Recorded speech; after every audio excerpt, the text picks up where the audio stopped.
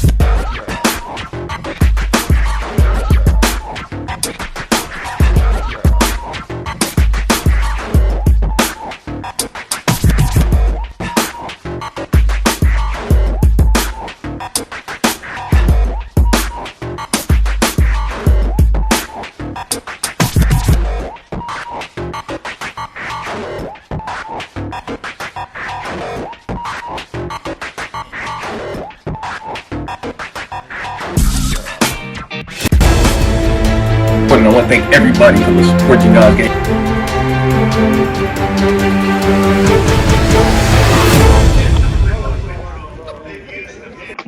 Welcome back. We on time. This is A1, your host of the People's Forum. Next to me, that's the homeboy, Ty. Ty, what's going on? There's a lot going on tonight. A lot going on today. Man, we got some special guests in the house tonight, man. Let's just bring him in right now. So this is Tony right here, y'all. This is Tony. Welcome to the show, brother. Thank you for coming through, man. I was at the Asian Stop Asian Hate rally or something like that in Irvine. He was there, man. So I met him a few times. We've been at the different rallies together and stuff like that. So he's gracious enough to come on the show. Let me introduce you guys to, of course, the regular people. You know, we got Chris. He's right under Tony. We got Dwayne. He on the show. I was about to say Raw, but that's us again. Welcome, fellas. Welcome. Cool. Hey, thank you. Having me. He's the number Man, one. Raw, the favorite host. Yeah, the number one host. He ain't here right now. What's going on, Chris? Yeah, according to him. Yeah. Hold on. And then we also got a caller. I'm about to bring him in right now. So we got a caller. Caller, are you there? Caller. Yeah, I'm here. I'm here. Can you hear me? Yeah, I can hear you. Okay, so we got a caller on the line. Us four and Raw probably be tapping in sometime soon. I'm not sure, but hey man, what do you guys think about the verdict today? With the way they wanted it to go to stop the violence, basically. If they knew if they went the other way, it would have been crazy all over the United States. So they said, let's just put him in jail, put one man away, and save many, basically. What's your thoughts? That was a business decision. Hey, what's up, Social Media News Network? Thank you for your patience, brother. We talking about everything tonight. This show was already pre-planned. Thank you for tuning in. Appreciate it. Simulcasting, whatever's going on, man. But we'll get into that, and you can also click that link, and you can come on the show and talk yourself, brother. We love everybody's input. But what do you think about the verdict, Tony? I think it was mob rule, right? I mean, you had Is Maxine somebody Waters typing? come out and say her piece Okay. yesterday, and then you had Biden come out and open his big mouth, right? So, I mean, how can you ever have a fair trial when you have people like that with that much political clout and power weighing in, right? So, I think it was just mob rule. Okay, that's fair. What you think about that, Dwayne? Man, I think they did it to keep an uproar from happening. They didn't want another what Donald Trump did at the Capitol. They didn't want that again. So I was just shocked that they found him guilty on all 3 charges. Yeah. All right, what you think, caller? To be honest. Caller, you there? I think they made the right decision, but I think too many people getting caught up on thinking that justice was actually served. Mm-hmm. You see, I don't believe justice was served. I believe that,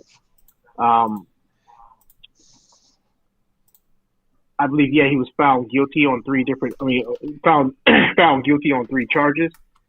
But I think that kind of what one of your other callers just alluded to. This was a decision that was reached because otherwise it would be uproar in the country. Every city across America would have been up in flames, and I think they made it more of a political ploy. I think it's one thing to have punishment and accountability, but you can only truly have accountability if the actual act or the person inflicting that act acknowledges that. Did you say? I don't know if you guys got a chance to look at that smirk on his face. Here you have a white man who was still kind of in disbelief that he was found guilty in America. I think he was more scared than anything. You say? Nah, he had a look in his face. He had a look on his face like, are you kidding me? You're gonna really find me guilty of blatant murder? Like, that's just kind of the attitude, and that's just that's the approach, and I think that's what we're up against. So, Man, I'm happy. I'm happy that he was found guilty. You say what? And I'll say he's a casualty of war. He was a sacrifice. I'm concurring with what you're saying. No, absolutely. I agree with you, brother. I agree with you. All right, man. Well, look, man, I had an issue before the verdict even happened, man, with Maxine Waters. I call her Waters. My bad. Y'all call her Auntie. You know what I'm saying? I feel like this. Let me play this video first, man. Check this video out. Looking for a guilty verdict. We're looking for a guilty verdict, and we're looking to see if all of the talk that took place and has been taking place after they saw what happened to George Floyd, if nothing does not happen, then we know that we've got to not only stay in the street, but we've got to fight for justice. But I am very hopeful, and I hope that we're going to get a verdict that will say guilty, guilty, guilty. And if we don't, we cannot go away. And not just manslaughter, right? I mean... Oh, no, not manslaughter. No. This is guilty for murder. I don't know whether it's in the first degree, but as far as I'm concerned, it's first degree murder. Congresswoman, what happens if we do not get what you just told? What should the people do? What should protesters on the street do? I didn't hear you. What happens? What should protesters do? Well, we got to stay on the street, and we've got to get more active. We've got to get more confrontational. We've got to make sure that they know that we mean business. All right, man. So the issue I have with that is that President Trump said far less than she did. She's inciting a riot. Yes, she is. I don't understand how anybody can see it as she's not inciting anything. She's basically threatening the jurors. Like, hey, if you don't do this, we're going to go ahead. We're going to mess this stuff up. It's going to get worked up. This is bad. You say what now? Trump told them, hey, I'm going to see y'all over there. We're going to do this. No, don't put them. Okay, so let's play both sides. What did that message she just said say to everybody? That if they don't find him guilty, we got to get more active. Okay. That's not saying. But she said confrontational. Active in protesting. That's a threat. Violence. It just means more Oh active. my Just God, y'all. getting them No, to see she- that That's a we- She threat. said we have to get confrontational. She said get That's a confrontational. threat. And you don't see that as a threat at all? Everybody get. I mean, well, when you black and you just sick and tired of just getting shot and killed for no fucking reason, for getting a fucking traffic ticket or just being black, you get tired of this shit, homie. So people gonna start talking sideways a little bit. Trump didn't have no reason to talk sideways. He been fucking spoon in his mouth, rich his whole fucking life. So he didn't have no reason to be act like that. So don't even try to compare the two, homie. She's been. What I'm saying is, let's be fair. So it's no. So you saying no lot? Okay, at least I understand. You saying you don't want to be fair. That's what you're saying, right? I mean, you can't put them through. Trump ain't have to go Well, through serious shit. I'll say this. Let me say this. I think we're looking at it wrong because I think I hear what you're saying, A1, and I hear what you're saying, TY, but the difference is that we're talking about the President of the United States, which is held to a higher regard than that of Maxine Waters. So the president should exercise a lot more decorum as the leader of the free world. You guys have a tape of her Can I- talking in the '92 riots? I mean, she didn't. She said the same thing back then too, And Right. she said something about a year ago. and when she's she was been in out that there. district for how long? At least 30 years almost now. So what's changed? Well, I when mean, you what's changed old- between then and now? when Right? when you old, and I deal with a lot of older people, white, black, all races, and the older people, they actually saw a lot of the racism up close. I'm talking about what we see is little catwash, what they saw compared to what they saw. Right. So Right. they got a little bit more Absolutely. anger in them that you got to understand. That's why when old people get racist with me, I don't even get mad, honestly, because I understand. I've been, I mean, well, it don't Trump is bother me. old. What you get mad at him for? He's a president. Oh, The other my old people God. ain't got no control Come on, over my man. life. This is- Trump got some control over what happens to me. And she So- has control over the black community, which is us. No, She you does, giving her brother. more power than she has, bro. No, the She's- media What do you is mean getting she more has? power What do you than mean? she What has. She's media- What do you mean she has She- power over the black community? Though I would disagree. Over the black voice, especially in LA, she does. Everybody, even Yep. when she was going against what's Collins, she destroyed The him. young man. Yeah, she destroyed. I'm fine with it, man. She's a powerful woman. She's on the means, the head of the means committee or financial, whatever that Collins is. was a Trump supporter. He was all in Trump I'm pocket. just saying, I'm not talking about Trump supporter or any of that. I'm saying the person talking is inciting something. That's all I'm saying. It's you trying to could spark black people. That's what she was trying to do. If you this telling don't on go- yourself trying to spark Uh-uh. black people? To do Yeah, what though? To get to do off what? their ass, protest, do something. Be Not violent. saying being violent. Nobody's saying being violent. We just No, saying Play it do again. this is what I'm saying. I mean, No, it we've might been come off that protesting way since to the you, 50s. Where it but got us? You got to trigger Where has people. it gotten us? Everybody sitting on their ass ain't doing nothing. Damn, I You gotta know cut that me light on. more than anybody on this channel, A1. And I'm not a violent person, but seeing all this shit, I'm ready to do something too. And I'm not even a violent person. See, Auntie got you fired up. No, it ain't her. It's the police. See how her words is affecting my co-host today. It I gotta ain't cut her. this light on real quick. Hold on, man. I'll be right back. It ain't her. I mean, it's just what the police been doing to us, man. At some point, you got to get tired of watching the bullshit, looking at the bullshit, accepting the bullshit. People accepting it. I mean, at some point, you guys be like, man, enough's enough. And if you just sitting there but saying T.Y., the same but when shit, it- well, they when it was shouldn't Trump, run. you They wasn't shouldn't saying do that. this. The fuck out of here. You're part of the problem. Hey, but Ty, when it was Trump, you didn't say all that though. You was against Trump. I've been on Trump head the whole time. Trump was the worst president we ever had. I'm not saying you wasn't. I'm Trump not. We're not. Hold killed on. We're more not. We're people not, than even, anybody, we're not talking homie. about that. We comparing the two incidents from the Capitol building Fuck to that what Capitol Trump said riot. about That wasn't to shit. now. I'm talking about this shit right now, homie. I mean, they going around. Trump started all this shit with the Asians, with the blacks, with everybody, calling it a Chinese disease. So now all these people getting mad at the Asians because of what Trump did. So, but y'all still want to be in that dude pocket and be on his arm like he ain't did shit. When thousands, hundreds of not thousands what I of people died said. because of him acting slow No. on this virus. All right, But man. where did the virus come That's from, not bro? what I'm saying. Where did it come from? It don't It came matter from where it China? come from. You don't still have It to came from label it like China. that, though. You know what I'm saying? Why And not? some- I mean, every virus that we had, it actually had a name from somewhere. Ebola, Spanish flu. We can't call this the China's virus or the Wuhan flu because that's where Now, it came now from. when you the president and a lot of ignorant people gonna follow every word you say, you can't do that when you the president, bro. Y'all keep giving this dude pass after pass, man. Man, y'all need to Nobody's help us giving grow Trump up. a pass. Hey, All hey, we saying is, I didn't say I disagreed or agreed. All I'm saying is, when it was Trump, it was completely wrong. But now when it's Maxine, it's something else to it. That's all I'm saying. Didn't you just hear what the caller said? You talking about the president, and you talking about just a regular black all lady right, with no power it's, like it's that. all good, man. Hey, we gonna Still agree. We gonna agree. Congresswoman, We man. gonna She's agree still to in disagree. Congress. We gonna agree to disagree on that one. Hey, man, the call-in number is Wish y'all- 424-234-9670. That call-in. Huh? I got you. No, I'm over here doing my thing. You ain't gotta ask them questions. I got it. That call-in number is 424-234-9670, or you could click that link and you could come on the show and voice your opinion if you want to. But I do want to play this this video from the lawyer. I mean, not the lawyer, the judge. And tell me what you think about this one there. I'm aware of the media reports.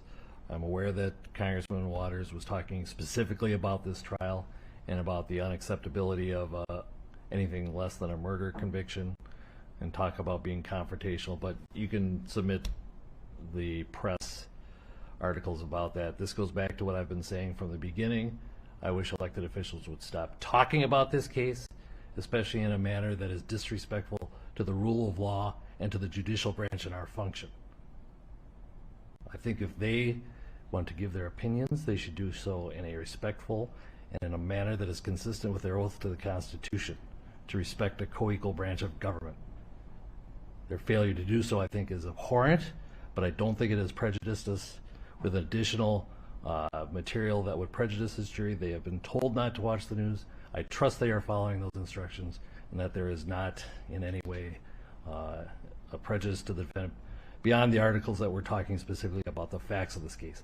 A congresswoman's opinion really doesn't matter a whole lot.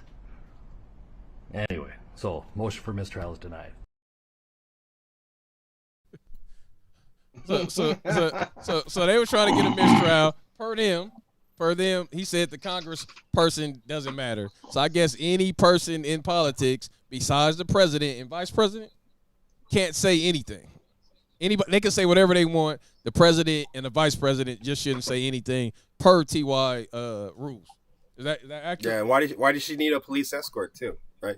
I mean, she's not feeling it for the cops, so why do you need a police escort? Right? I thought she came in a motorcycle. She had that big ass shield. No. Look at this. Check this out. I'm pretty mad at the police for what's been going on. But if somebody breaking my house, I'm calling the police. I mean, what the fuck? I'm gonna do what I'm supposed to do. I mean, y'all acting like it's plain and simple. Y'all make it harder than it have to be, bro. All right, man. I got you, TY. Hey, man, but look, Tony's on the show tonight. I just had to add this part. This wasn't even part of the show. Tonight we were talking about the Asian and the black community and what did I call this shit? Divide something? I forgot what it's called. Can you post the phone number in comments? Yeah, I could post the divide. Bridging the divide. Bridging the divide, man. So of course I had to bring somebody of the Asian community on here, Korean or I don't know the difference, brother. He gonna explain that tonight. So but that's what's going on tonight. Like I said, you guys can click that link, or you can click that link, or you can call in. That number is 424-234-9670. You can definitely do that. Either or, man. We go man, tell us a little bit about the event that went on that we were at, man. I just want to make sure we definitely give it up for them. Tony. Cool. Yeah. Yeah, it was basically Stop Asian Hate that ended up becoming Stop All Hate. And we had a lot of great people up there. We had activists, council people, politicians, and I had the honor of standing up there and speaking out, with them. So that was a great honor.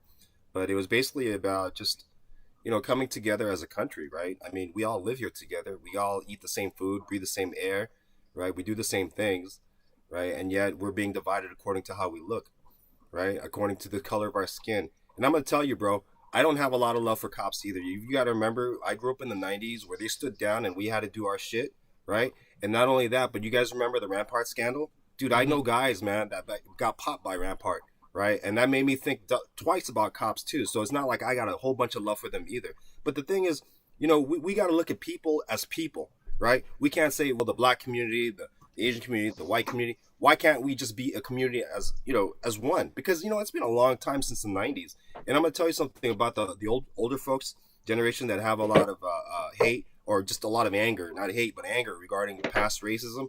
Dude, that was like in the 70s and 60s, maybe even part of the 80s and 90s now. But like, where are we now, man?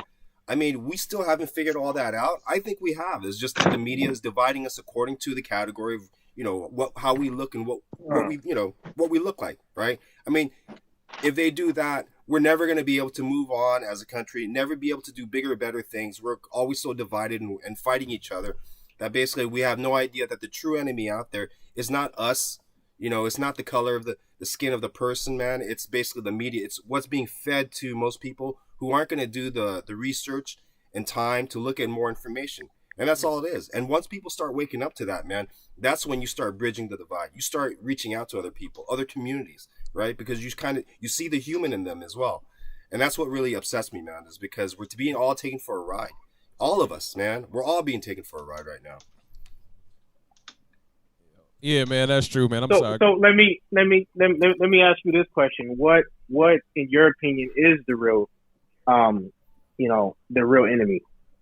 Because you said it's not the people that's the real enemy.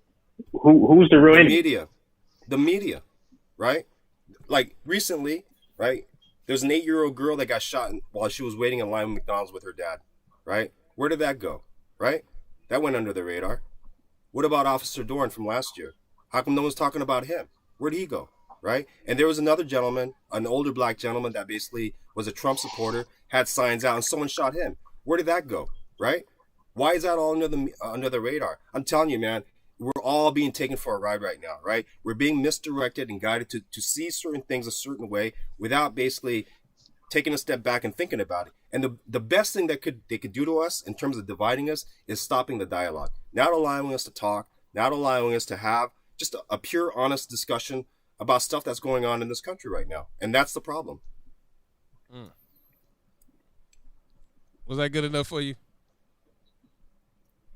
I don't know what happened with that. Did my audio go out?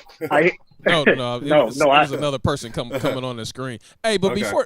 before you get back to that, man, let me segue with the video where it started with the riots and stuff like that. I was told some different information, and I was young when the riots were going on. So, yeah, dude, let's hit it up, man. I mean, everything you guys want to know, I'll talk about what happened, man. We'll hit it up tonight. I was in the riots. I participated. You participated in the riots? Got a lot of free stuff that day. Hey, man, and just to let you guys know, I was man, young. this is the People's Forum. You know what I'm saying? I'm conservative. It's liberals on here. And what I like about this show is that everybody can come together and talk. So nobody's on here out there rioting or doing all these stuff. All these brothers work. They educated. They just come from different sides of the track or whatever you want to call it, man. So that's what I like about this show. You're free to call in. You're free to say whatever you want to say. We just always be respectful. We're gonna talk over each other a little bit like that. But just so you guys that are new here, that are checking out the channel, it's all love, man. You know what I mean? So it ain't no bullshit going on. Yep. And I let Tony know that before it even he's like, fuck it, man. Like I'm with this shit. And that's what it's all about. What's up, Satan? And it's all about good dialogue, and that's what we need to have. So if you're in the chat, saying whatever, we don't care about the chat. I mean, we love the chat, but you're free to comment. You know what I'm saying? None of the moderators will ban you or anything like that. So you can ban them now. Ban who? You can ban them now. You got the ban button up there. Oh, yeah, I do got this ban number button that I pushed on accident. But let me get right into this video right here. Why are we the victims? I mean, my friends are good Christians. I mean, we've been through so much, and to go through this, I mean, everything, 22 years down the drain. Many Koreans who yesterday were the shopkeepers of South Central Los Angeles today have lost the businesses they took years to create. What can I say? I don't have any word to say. This looks a comeback, John. George Huang woke this morning to find his mini mall burnt to the ground. A loss of $1.5 million and a lifetime of dreams and effort. I don't mind that. Whatever they need to take it out. But why they burn out the property? That's my question. 41 Korean businesses in South Central have been torched, dozens looted. In this overwhelmingly black and Hispanic area, Koreans own many of the small businesses. They're insular, they employ their own, they keep to themselves. Blacks say that's the problem. I'm not surprised that the Koreans got targeted because their prices are high, their attitude is wrong, and they just don't seem to have any respect for the black community. You know how it all started? The first thing when a girl got killed from the Oriental. March 16th, 1991. Latasha Harlins, a black teenager, is shot and killed by a Korean store owner, Soon-ja Do. Do is convicted of voluntary manslaughter, but is sentenced only to parole and a small fine. The black community is outraged and remembers. What, 6 months probation? I mean, the people were pissed then. Today, local Korean radio is broadcasting which stores in the area are threatened. Young men like Eddie Kim rush over to try to defend them. I don't care about the racism, I don't care anything, but it's not right, okay? It's not right to break inside and get any stuff, you know? It's not right. I don't think it's right. Hee Lee spent last night and will spend tonight guarding his appliance store. A small battalion of employees and relatives will try to help. I only have one shotgun. That's all I have. What do they have? They have hundreds of crazy people, hundreds of crazy young people with lots of guns. After the destruction, many Koreans have lost all faith that the authorities can protect them. Well, we hope police can protect, but as you see, this shortage of manpower, police. Koreans have fanned out across South Central, worried that tonight, with so little left to loot, more of their stores will burn. But even in the midst of the chaos, John Wee is rebuilding. We will continue to serve this community by doing the proper way of business. I don't think this is the will of the majority of this community. All right, man. Let's start out with Chris, man. So Chris, what do you think about that video and I'm just asking you because you're not black. So what you think about that video? No, really. He's not black nor Asian. Yeah. I just want a whole different perspective. So he ain't got to fight in this shit. You know what I mean? But yeah. What do you think? I remember the day. I absolutely remember the day. Okay, so what do you think about the black and Asian relationships, and then what do you think about that, man? I think they were tarnished for quite a long time. I think the Koreans had a lot of issues with Hispanics. It wasn't just the blacks in that neighborhood. At least that's what I thought. On Olympic, that's the area to which was going on with Mr. Ju, Richard Park. And I think she was the beginning, to be honest with you. I think the rage was already onset. I think the King thing that just lit the fire completely up. Yeah. Hey, and then I want to go to the caller solution. What do you think about that video? Is the relationships with getting better, or is that where it started, and we just haven't been able to heal from that? I definitely think it stems from that. And I lived in Long Beach at the time during the riots, and but I grew up with a lot of Cambodians and Koreans and Filipinos, and the relationships from a cultural standpoint in my area, my district, they're always intact because the folks that we were dealing with, they understood the adversities that the black community was challenged with. So we kind of all went through that together. I think it's disheartening what occurred in those communities. I think it has perpetuated itself since then due to the fact that Black America, and I'm just be candid, Black people for a long time have been going up against these injustices and stepping up to the plate to help bring awareness and to denounce injustices happening to other races. But when we look around, when something happens in our community, and all we see are familiar faces, Black folks that look like us, trying to bring awareness, and we don't have the likes of our Asian counterparts, some of our Mexican, Hispanic counterparts on the front line to bring that awareness, we have to ask ourselves the question, are we in fact fighting against these injustices for other people, and is it going unserved? Because they're not reciprocating to the same extent that black folks are on the front lines trying to bring awareness and trying to end hate for other races. So I think that for a long time, and even now, still, I think black people feel like we need our Asian counterparts to join forces with us. Stop standing on the sidelines when you have a George Floyd. You see what I'm saying? Say something. Speak up with us. Show up to these protests. Advocate with us. And that's what we've been doing for a lot of other races. But we're getting to a point where we're getting tired of being the voice of reason and turning the other cheek. So from a humanity standpoint and trying to humanize this whole situation, it's disheartening to see, because I believe in humanity and I believe in treating people fair and equal, but I have concerns. I have concerns with the Asian community not stepping up to the plate and representing for me in the same light, in the same way that I'm representing for them. So until they can join us in that effort, I think there is going to be a divide. Okay. How do you feel about that, Tony? Well, for one, George Floyd, he didn't die because some guy had his knee on his back or his neck. He OD'd on fentanyl, right? So let's be clear about that. And fentanyl is being imported by the Chinese Communist Party. It's manufactured in China. It's being flooded in our streets, right? So that's point number one. Point number two, Rodney King. He basically he was chased by the cops from South Central, and he ended up in Altadena, right, in that Hyundai, right? And they basically try to get him to stop. I don't appreciate the fact that they basically beat him, but the guy was high on dust, right? And he was basically a tall, big dude, right? So he's scary looking too. And another thing about that girl that got shot, you got to watch the whole video, right? You guys, I'm gonna assume that we all grew up, and not in the best neighborhoods.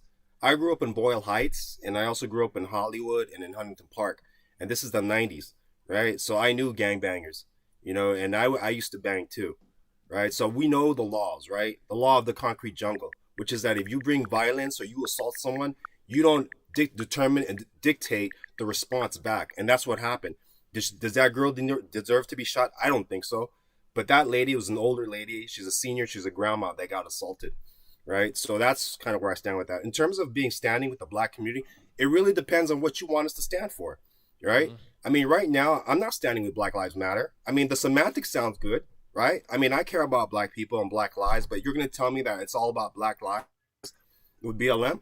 No, it's not, man. If you read their mission statement, they're a Marxist group that basically wants to push the father or the nuclear family out. They have a transgender agenda, and they're going under the guise of BLM, right? So, no, I don't stand.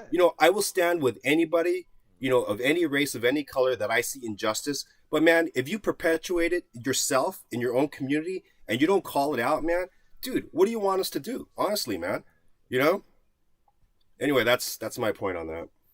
All right, Dwayne, T.Y., y'all got some rebuttal or anybody? Yeah, first of all, I do. that little girl was walking away, so I don't understand the shot, no way. But and then you said George died over some drugs. He was high on fentanyl. He was acting weird in the store. That don't mean you died. Right? No, he wasn't. It doesn't mean you died. No, he wasn't. He had a whole lot of people on his fucking back and neck. That's why he died. He couldn't get no oxygen to his heart. He was in the car, and he has to be taken out and put on the ground, right? I mean, Okay, he already He had was his dead knee to before the the neck, drugs right? kicked in. He didn't ask for the knee to the He neck. was dead before the drugs kicked in. They proved that. The knee was on his back. It was on his knee. neck. What? Right? And not only that, but you got to remember, as a cop, Tony, we started off fast. This is what this is all about. Man, my bad. No, we good. Hey, man, we having dialogue. Go ahead and finish, brother. I don't want to be the guy to chase him down, right? Every cop that's out there wants to go home after their shift. They don't want to have to, all you've been end up doing in is the making hospital. excuses for everybody. they shouldn't apply for that job if they scared of big black people. Because a lot of big black people, big white people, big Asians, big everybody out there. So if you're scared, you shouldn't even apply for the fucking job. So don't give me the fact that because you said about Rodney King, he was a big black dude. I don't care if I play football. I don't give a fuck how big you are. I'm gonna hit the hell out of you as hard as I can. It ain't have nothing to do with fear of me. If they scared, they shouldn't apply for this job because you're gonna run into somebody bigger than you. So that's not the excuse that he big. So Rodney King deserved to get beat because he had all them drugs. No, I didn't say he deserved to get beat. I'm just saying. He took off. He was high too, dude. Let's be honest. They were high, dude. Everybody when break you're the high, law. you're not thinking straight. But everybody break the law. But the only time dude, it comes to black, too, man. that's when everybody look for reasons. I'm just saying, when we break the law, that's when everybody start pointing finger. Well, he shouldn't have did this. He shouldn't have did that. He shouldn't have did that. Man, well, just arrest me. Don't kill me. Don't beat me. No, ain't nobody else getting dude. killed and beat like that. And then you want to use the size? No, size ain't the problem, man. It's that hate and that racism in their heart that's the problem. Once you fix that, then we can get a better America, a better world. Then y'all keep looking at the wrong thing every time. It ain't about the size, and that's a coward move. Okay, hold on real quick. Hey, Solution, are you still there? Yeah, I'm here. Okay, cool. But you're already running mental, scenarios in your head regarding what's going to happen, right? I mean, that's just fact. Right? I mean, come on, Beryl. I mean, we've all been out there, man. You're out there in the streets, and some guy runs up to you, dude, and he's got at least like maybe 12 inches on you in terms of height, and maybe another 50 pounds in size. I got to go hard. I got to go hard. I'm not about to be scared. But you're not going to run mental scenarios in your head. You're going to run mental scenarios, just like cops do. Never a little dude. I had some of my biggest fights with little people, not the big people. For 10 minutes? Right.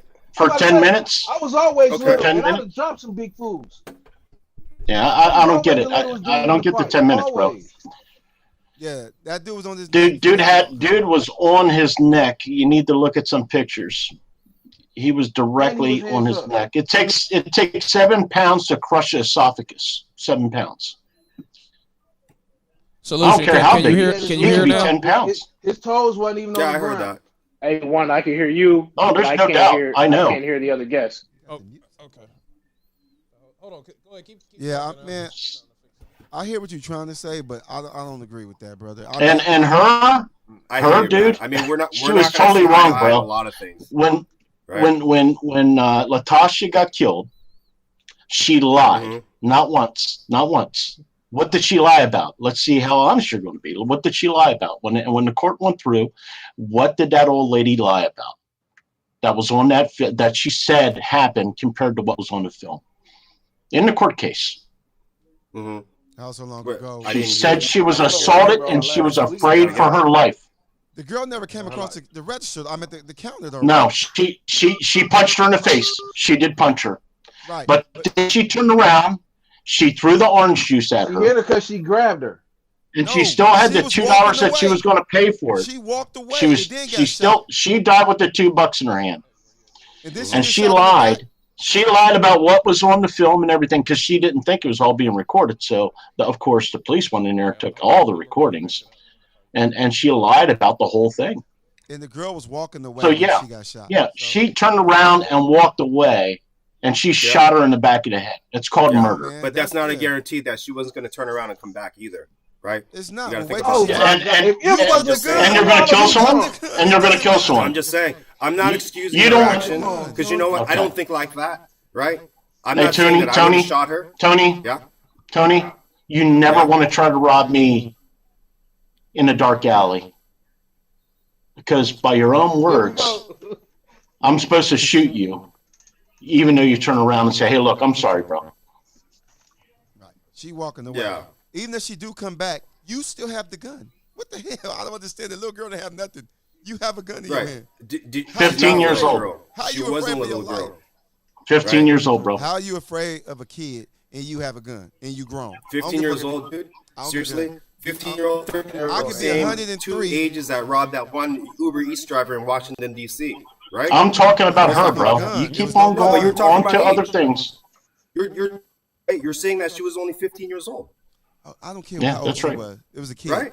She looked like a kid. I mean, the two girls that robbed that Uber Eats guy and basically put him on the pavement, they were 15 and 13. I'm not talking about those. I'm talking about this one. No, I We're was not talking worried about about- them, bro. We talking about the gun. Yeah. I have a gun. We're talking to Against a Korean kid. lady. You have a gun Mhm. against a kid. That automatically means you win. What are you talking about? I don't understand this. You have a gun. The kid don't have nothing but their mouth Mhm. and hands. Get your Right. ass away from me if I shoot you in the head. The kid Right. would've That's ran out. that's you. That's me. That's everybody on this panel. But it wasn't the lady who was the senior. She was a grandma, right? So her mentality, She's the way working. she's thinking is going to be different, She right? had a And think job. about this. I don't Day care. in, You gotta have day a straight out, mentality day to in, have a day gun. out, right? Gotta have No, a the thing is, straight you guys- mentality to have I'm a gonna tell gun. you, man. My dad had a store in Boyle Heights in Huntington Park, and I worked the register, bro. Day in, day out, man. Day in, day out. It's not just like that incident. There are other things that happen throughout the day and just throughout the course of the week that builds, you know? And I'm not going to excuse the Asian community and say, yeah, you know, they're fine. No, they're not. You know, Koreans, they come from a very homogenized group of people where everybody looks the same, right? So they come here and everybody looks different. They got to adjust to that, right? And then in terms of like the communities that they're in, there's a culture, right? And they deal with people a certain way. And the Koreans, they have a sort of hierarchy in terms of being able to talk between adults and kids, right? So you have that difference, right? So you have that difference, right? Hey, And one so look you at got to me like I consider did that it. too. Yeah, I hear you. Right? That was- I understand But that. I want listen. I want to just throw this in there because real quick, right? Before we get all like we get more friction. In the end, what I liked that worked was that the churches came together. We had the first AMC reach out with the Korean churches, and they kind of built stuff back together again. That's what we need to see happen again. We need to see people of faith come back together and start that dialogue because that's where it needs to start. Because it's not going to come from the media, and it's not going to come from the politicians. The wrong people controlling the media, homie. And I ain't talking about color. They come together every year. Right. Tony, they come together every year, and they Hey, finally made a memorial for I her. just need to do a solution. A Are you there? memorial. Can you hear now? Yeah, I can hear you. Okay, You hear cool, me? perfect. All right, I just want to make sure. You can hear the whole panel, right? Yeah, can you hear me? Yeah. Everybody can hear you. Yeah. Okay, so that other line wasn't working. Now it's an echo in it, but it's all good. You know what? We're gonna figure that out. Yeah. Do that. I think that helped it right there. Oh shit, got low. Okay. It's too low. Nah, I don't know. Say something, somebody. Hello, 1, 2. Hello? Can you hear? No, okay. Testing. Hey, does somebody have a TV on in the background? Cause I hear an echo. Is that? Ah, Oh, okay. All right. Well, there's shit. somebody on there. They TV on. All right, somebody TV's on, man. Hey, again, man, this is the People's Forum, man. Tonight we have special guest Tony on the line. We got a solution. He's on the call. The call-in number is something. I forgot what it was, but you guys can click. Y'all can click that link to come onto the show, man. And we're just really talking about. If you want to click that link right there, you can come on the show. Be brief. Have your TV background down. Man, I just want to get into this. Yeah, I want to get He into ain't this. even started drinking yet. Man, I know. Tony, I'm just wondering, did you ever go to commemorate anything of the memorial or anything? Did I what? Did you go to the memorial? You know, every year the Koreans and the blacks get together for Latasha. And what happens? Because they know it was wrong. They came to terms of knowing a very large minority of Koreans came to the I terms. didn't even know this. And they have a memorial that they painted. It's got her face really big. It was just painted and revealed probably about 2 days after her birthday. She was born January 1st of the centennial, the bicentennial of all years, and to be treated like that. So, did you see the memorial? Do you go there every year? Do you ever see it or anything? I'll tell you, I was 19 at the time. I just left the life, and I think some of you guys know what I mean by that. I left the life about a year and a half, 2 years ago. So I was on a different track. I wasn't political. Yeah, but this was just done. This was just done January of this year. No. 30-year memorial. Wait, hold on. Wait, hold on. Let me say this, Chris. I'm black. Ty, I don't think he's known about it. I didn't even know, If bro. I knew about it, I would have gone down. I'd love to talk to people down there. And I didn't Man, know. So just Google it. Your ass on the East Coast. So I can't even. I'm on the East Coast. It's in my brain, and I remember every day that happened, bro. Every day, and I remember Drew's name. I don't remember his first name. I don't mean any disrespect. And Richard Park. Those are the guys that said, I shot at every person that had a gun, and I couldn't believe what I heard. I just couldn't believe. Any person that was carrying a gun, they shot at. So it was they were looking at a gun, they weren't looking at a face, which is very deeply concerning. And he also, I think Mr. Jew was also 19 years old. Mr. Park was his boss. He was called in to come down and help him out. And he went down there, and he even admitted, he said that everybody that had a gun I shot at. Now I went through the same thing when I was about 21. I was robbed at gunpoint, and I almost went to jail. So I just couldn't believe, because this guy had a gun, I had a gun. But I almost went to jail because I fired in city limits. All right. These guys I'll tell you were what just I was popping doing shots to that, pop that shots. week. Okay, so there were people on the roofs. Those are our uncles, our dads, and our older brothers. I was running patrol. So it was me and my driver. I was the shooter, right? And it was a week where basically people were taking pot shots at us, right? And I'm going to tell you who it was. It was the gangs that were Hispanic gangs that were in that neighborhood around Olympic and Vermont. And I'm not going to name who they are because they know who they are. And I actually know a few of them too, because they started around the time that I was in high school, right? So I knew some of these guys through like second sources. But I'm gonna tell you, it wasn't. I'm gonna tell you, any person who's black and says that, oh yeah, the rooftop Koreans are shooting at black people, that's bullshit. We weren't shooting at black people, man. There were gangs that were taking pot shots at us. So I was running patrol. I had my shotgun. My friend, the driver had his Beretta 9, right? So it wasn't against looters, man. It was against people that were taking shots at us. And you know what, man? I tell you, we rolled through those neighborhoods, and whenever we saw like maybe 3 to 5 Hispanic dudes, and they're just chilling, I know who they are. I mean, all I had to do was bring up my shotgun and just kind of show them and just nod and let them know that, what, we're putting your ass on notice. Yeah. So that's kind of what happened too. And that's what the news doesn't talk about, right? They think it was like, oh, they were shooting at the looters. That's bullshit, dude. We weren't shooting at looters. The gangs were shooting at us, man. And that's why we actually took guns and we were shooting back. And when he says I was shooting at everybody with the gun, yeah, dude, if you got a box of diapers and milk and a TV set, dude, I'm not going to shoot at you, dude. Right? But if you have a gun and you're rolling down the street and you got a carload, this is the 90s, bro. Remember that, right? We got drive-bys in every city in the weekend. This is purely going down with the Crips and Bloods. I went to Hollywood High, right? So I knew guys that were part of Hoover, right? And SOS. So I knew those guys too, man. And I know how everybody rolled. And at that time, dude, that was just the thing, man. So because of that is why, I did what I did during that week. And I'm gonna tell you, dude, there's a lot of, this is what I mean by the misdirection by the media of how they're spinning this and how they're trying to tell, yeah, it's about this, it's about that, and it's not like the Asian community doesn't want to stand with the black community or however you want to paint that, dude. It's just people, right? It's just the way the narrative is being formed and how it's being, presented. You're gonna tell me, dude, last year, man, BLM, I went to their website, I read their mission statement. I know basically what they're about. I also know how they're connected to. There's another group here called Liberation Road Socialist Liberation Road Socialist Organization. That's a Marxist organization that's tied to BLM, and that group is also Hey, wait, hold on, real quick. One thing we gonna do, man. Gage. Bro, when everybody's talking, we gonna stay in order, okay? You can speak when it's your turn, man. I got you. All right, man. So you can, anyway, I can push the mute if you need me to go. Go ahead, man. Because I know you guys a lot of you guys are young. I mean, I'm gonna be hitting 50 in a year, dude. So I got you by 2. I'm 45. I got you by 3 almost. Cool. I'm 45, but I got you. Nice. I was 22. I was 22 when the shit broke out. All right, look, I was in a bar. Hey, man, I just want to go to this video, man, just real quick. All right.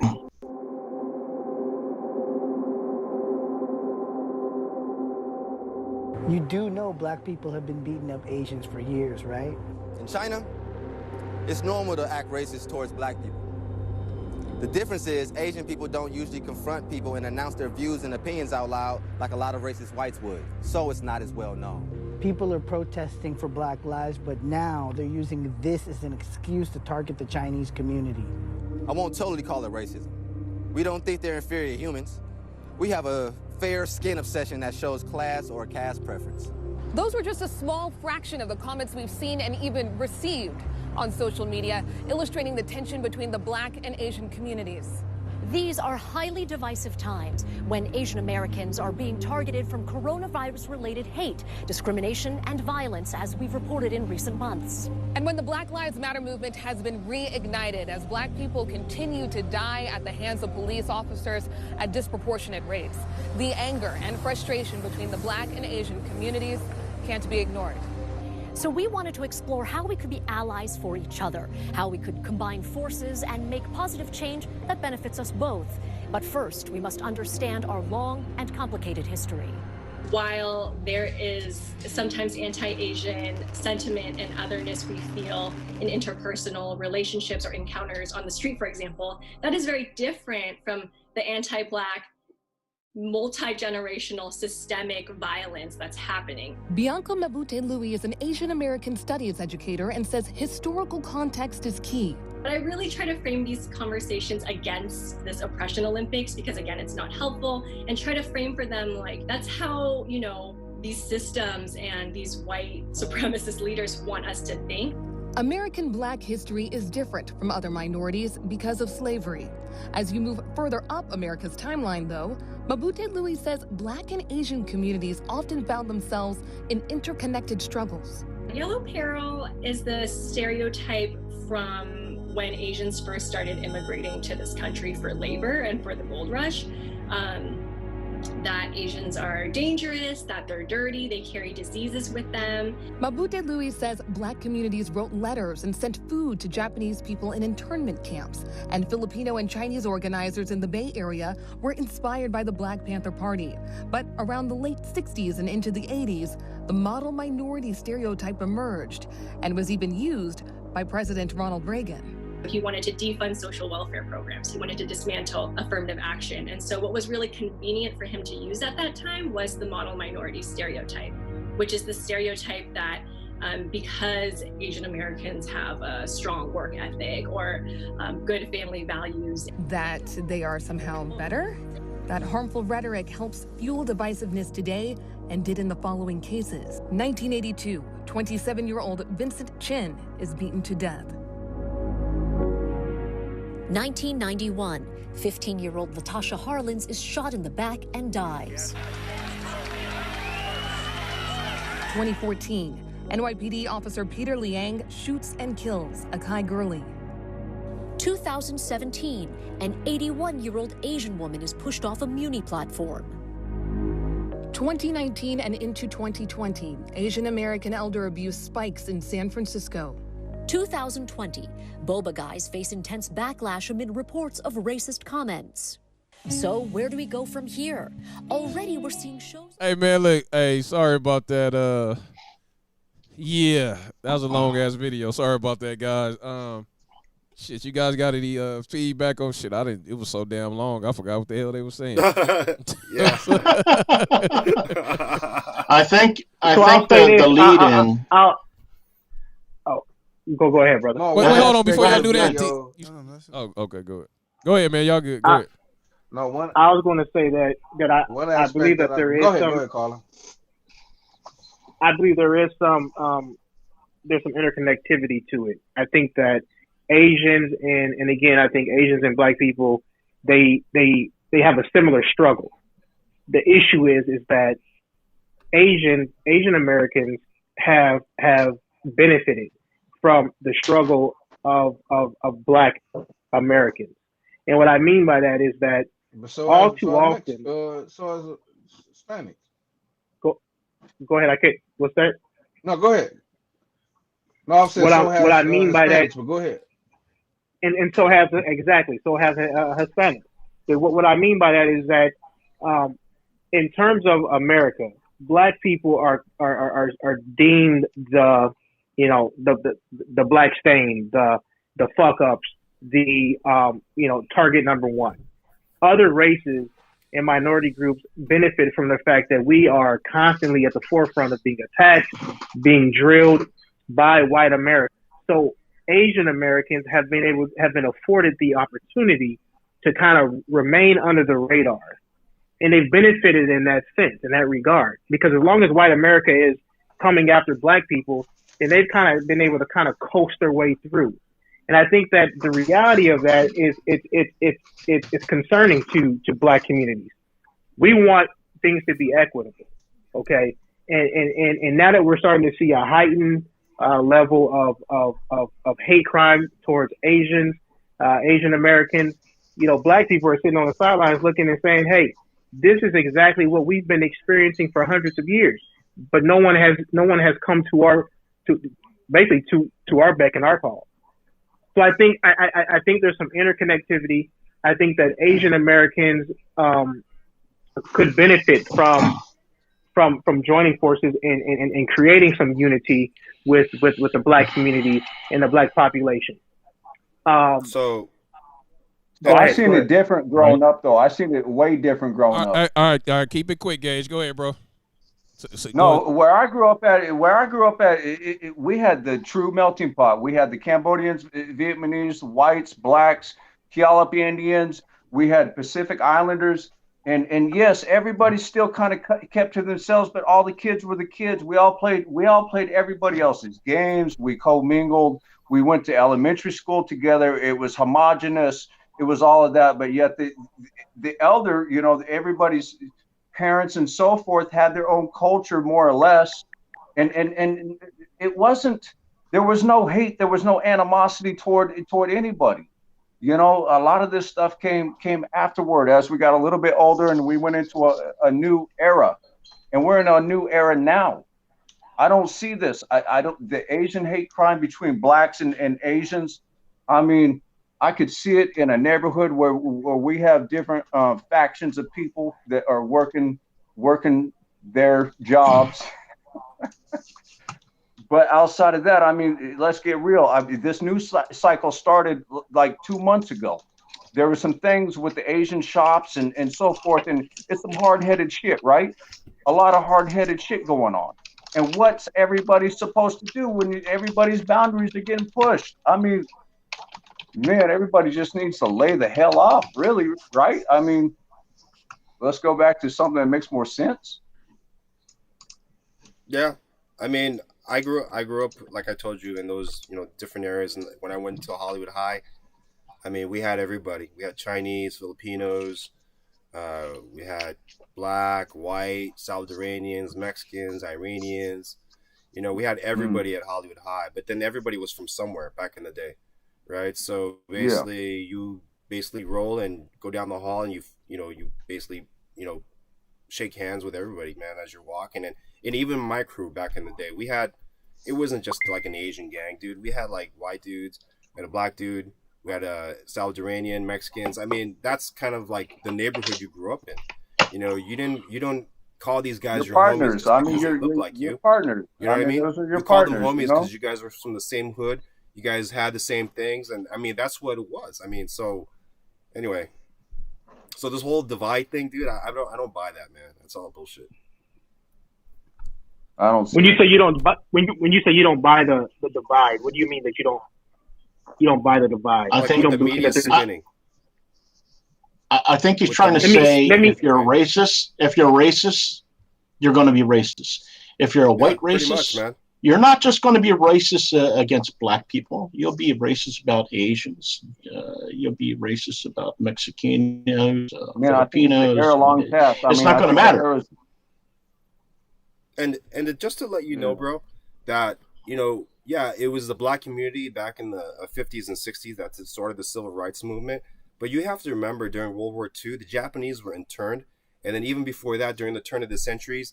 I mean, the term "not a Chinaman's chance." Where do you think that came from? When they built the railroads, because they used these guys. Didn't the Japanese bomb Pearl Harbor? I know exactly where it came. Right. I know exactly where it came from, sir. It came from the railroads, because basically they had these guys and they had to blow holes, and the Chinese were like the smallest of stature. They gave them the dynamite. had them go down the hole and light it and try to make it out as quickly as they could. And if they couldn't make it, that's that, right? That's where that phrase comes from. Not a Chinaman's chance. But it's not to say that we didn't have our own struggles, and as Asian American community or however that may be. I mean, I think everybody went through struggles in the past. I mean, whether it was the turn of the century, if you were Irish and you came here through Ellis Island, or if you were Chinese, or if you were Japanese during the internment, or if you were black during, segregation during the 50s and 60s. I mean, we all had our struggles coming up. But what I'm saying is that in the 90s, with the whole riots, in my opinion, I mean, where I'm coming from, I thought we squashed that. You know what I mean? I thought we squashed that and we were done. But then that's why I'm so riled up, man, because it's like, dude, why are we talking about this, man? It's been almost 30 years and we're still stuck on the same fucking subject. Excuse my language. I normally don't talk like that. I got my family listening to me. So no, you good, brother. I forgot to hit the beeper. I'm sorry. They hauled me in charge of the beeper, and I screwed up. You good, man. Gage, I second that motion. So second that motion. Real quick, Tony. I'm sorry, Tony. Real quick. It sounds to me like your family benefit mostly because of Vietnam and the Korean War. Is that correct? Korean War. You came from Ellis, or where'd you come in? Yeah, from LAX. But my grandfather, he was actually hunted by the North Korean army. He was a de facto mayor of a town, and basically he had to give up his brothers in order for him. He had to give himself up so his brothers didn't get killed because they were hiding up in the hills. So they came down, and I told this story when I was over in Irvine this past Saturday. But they took him out to the fields, man. 11 times because they were threatening him and they wanted to kill him, and on the 11th time, I mean, I think he got the sense that he knew he was gonna die because just the demeanor was different. And I'm getting this from a second-hand account from my aunt. I think Tony. She came over in January, and she told me this, and basically that they were gonna kill him. And it was only until the U.S. Army choppers flew overhead is when the North Korean army that were holding him took off and ran, and he was able to basically take off and, hide and move south. So it was Americans that saved him. I benefit from that. Yeah. My father fought in the Battle of Wagner. I don't know if you know what that was about. No, I don't. That was after Pearl Harbor. That's where we liberated the Philippines, and we went over and we liberated Korea from occupation, where Koreans were held as prostitutes and stuff like that. Yeah, and that's when Korean was split in half. You had Russia in the North Korea, and you had American occupation in Southern Korea. I don't know if you guys know this, but we were second-class citizens in Asia. We were considered like slaves too. Once the Japanese took over, they colonized Korea. They basically try to do away with our language, our culture. They try to turn us into Japanese. Yeah. There's actually, I think it was during the Berlin Olympics, there's a famous marathon runner that represented Japan, and that he ran and he actually won the gold medal. He was actually Korean, and from what I've heard and read, I mean, the guy cried because he couldn't stand for his own country. He had to do it. That's where I'm trying to get. I'm trying to get. Because you were enslaved, and you were enslaved. You most definitely were enslaved over in Korea, especially with the occupation. I wasn't. I'm gonna be clear. I wasn't enslaved, right? I mean, get that's it. Stories from the past, right? Yeah. Yes. Well, it's like everybody in America now. I mean, black culture right now it's the same thing, correct? None of them know what a slavery is or anything else. It doesn't say that didn't happen. It's horrible. Right. I mean, right. Hey man, I just want to go in Huntington Beach a couple of weeks ago. They had this White Lives Matter rally, and it was an Asian guy out there. I guess he was talking to a KKK member or anything like that. And tell me what you guys think about the Asian guy. Did he press a little bit too hard? Was he right on? Was he being an agitator? Just tell me what you guys think about this. I mean, what's up? I couldn't hear you. Get the fuck away from me. Okay, well, this is a public area, so, Why do you hate me so much? What's the idea? Let's go. No. If you're strong enough to stand for your beliefs, then speak to me. I'm not touching you. I'm not touching you. I want to know why you want to stand for those hatred beliefs. Put one finger on me. I'm not touching you. Put a finger on me. I'm not touching you. I'd like to know why you want to believe in those beliefs. Because you run your mouth. How am I running my mouth? Obviously, I'm speaking right now. And Nazis ended in World War II, so why are we doing this? Oh, what the fuck? You fucking pushing up on me, motherfucker. I didn't touch you. I want to understand why you hate. Get the fuck out of my face, motherfucker. I'm walking down the pier. I want to Get understand. the fuck out of my fucking way, I want to piece of understand. shit. I want to understand why you hate me Man, so fuck much. you. I want to fuck off me. Hey, fuck you, fucking Nazi fuck bitch. off. Fuck off, you Nazi bitch. I want to understand why you hate me Fuck so off much. me. Fuck you. Officers, did you see that? Go kill yourself like you're I different. want to understand why you hate me so much. Bitch. What's the You name? can't walk down the fucking Yeah, you're not, because you're a Nazi bitch. Go kill yourself, you Nazi bitch. Go kill yourself. Literally, deep throat a Glock. I just take your job. Deep throat a Glock and paint the wall behind your head with Nazi blood. What did I do? What's the story behind the Nazi tattoo? My ancestors built. What's the story behind the Nazi tattoo? My ancestors built the railroads. What's the story behind the Nazi tattoo? Please explain that to me. Hold on, let's stop cowering. Stop cowering. No. He's a fucking Nazi. Fuck him. He's a fucking Nazi with a swastika on his arm. You guys actually. You're a fucking Nazi. Go kill yourself, huh? How about you go kill yourself, you Nazi bitch? I filmed him. I filmed him assault you. We have footage of him assaulting. Officers, come on. You saw it. Stop right in front of him. That's what I call it. I didn't do anything to him. I had my hands behind me. That was a hate crime. A hate crime was just committed. I just wanted to ask him. That was an anti-Asian hate crime. Do you understand that? That was an anti-Asian hate crime committed by a fucking Nazi. That guy just assaulted this guy. I Just watched saying. it with my own eyes. I have it on camera, guys. The man with the swastika has just walked away after Got a assaulting someone. swastika tattoo. Excuse me.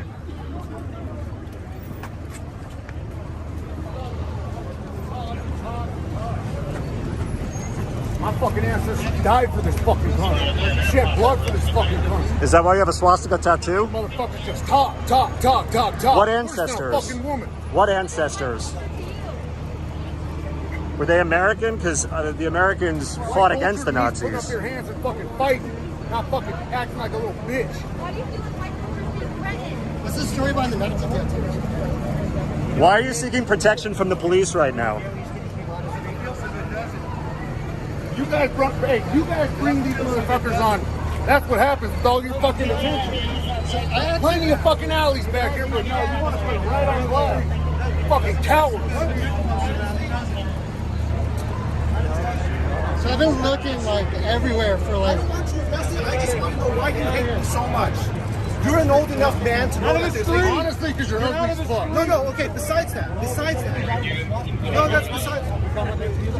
No. I'm detective. You said you don't want him arrested. I'm not asking him to be arrested. I wanted to talk to him. I wanted to talk to him. He was having a peaceful conversation. All right, man. So we back live right now. So look, man, I feel like wherever the gentleman was from, he was antagonist, man. He was antagonizing the guy. I didn't see anything wrong. He's just in his face. You know what I'm saying? He's blocking his space. So shit, he should have got hit, man. No. You know what I mean? No. I actually you just gotta push him agree out with your you. way. You ain't got to punch him. He pushed him out the way. He did. He did. He did 3 times, bro. He pushed him out of the way 3 times. Then he went back to hit him. You didn't have to go back to hit him. You could just keep, right. We got that part. Okay, you pushed him out the way. Keep going about your business. He went back to punch him. That's where he should have got arrested. I understand pushing him out the way. That's fine. Okay, get the fuck out of my way. So Ty, you think the racist dude should have got arrested? Oh yeah, you can't hit nobody. You can push him See, out your way. He did get arrested, by the way. And you know, I'm with the bullshit. So I think the racist. I'm not in support of that shit by any stretch. However, I gotta call it like I see it. Old buddy was walking away. He was trying to do it moving, mind his own business. The Asian cat was an antagonist. He was all in his fucking face. I agree. Trying to provoke the problem. I'm gonna be honest with you. he would have caught more than that one piece. He would have caught a 2-piece fucking with me. Like, honestly. I feel you. I agree. But the 2-piece should have came when he was in front of you. The 2-piece should have came when he in front of you. Bop, bop, get the fuck out of my way. Not when you pushed him out the way. He was arrested, T.Y. I got he was arrested. But my whole thing was you pushed him out the way. You walked, then you turned around, then you gave him one. You should have given him the 2-piece. As soon as he stopped in front of you and bumped you, that's when the 2-piece should have came. That's why I was like, all right, y'all, that's an even fight. But once you pushed him out the way, then you walk, then you like, wait a minute, what? Then you turned and punched him? Now you wrong. You know what I'm saying? You pushed him out the way. You did your piece. That's why I'm saying he was wrong at. There's a cause and there's an effect. You understand what I'm saying? So you got to go to the root of shit, right? We're getting it's a whole new era. It's a whole new era. I just have to say that Asian dude had it coming. You know, he was arrested for fighting. I agree. That's the only thing he was arrested for. I agree. The Asian dude had it coming. That don't give you the right to hit him, though. No, I agree with you. It don't give you the right to hit him. What he was trying to accomplish was in the wrong time and the wrong setting. He was going too hard, too wrong. Dude, it's in public, dude. Right. I mean, if you want to have that type of dialogue, man, let's sit across from each other, have a cup of coffee or tea, and then we'll talk, you know? Yeah. But in that setting, pull yourself to the side. Like a mob, you know, you got a mob like that, and you got reporters. Everyone's going to have like a public face, right? They're not going to want to back down. So that's what happened. So the guy getting popped like that, dude, totally understandable in my book, man. I mean, I'm surprised he didn't get beat down. I never disagree about him getting punched. I agree he should have got punched. You know, you kept hounding him. But you can't hit people nowadays, man. What the hell? I mean, you got to be smart about it. Don't be dumb. Not in jail. Yeah, it's the same thing agree with you, bro. Totally agree with you. Same thing with media. That really pissed me off. The kid that has the media pass and he's standing there screaming at him, Nazi, Nazi, Nazi. When you're acting as a press, you have to stay neutral. You have to stay neutral. You cannot just break what you're supposed to do. You're supposed to get both sides of the story. Right. Period. How fucked up it is? It is. It's fucked up. It's a fucked up world. I mean, and let's look at the day and age that we're in. Like, we are currently in the midst of a pandemic. I know some folks have their own thoughts on that, but however, this dude, I'm not in support of that racist, but he's walking around with a mask on, trying to keep his distance, and now you got old buddy without a mask, all in your face, violating your space.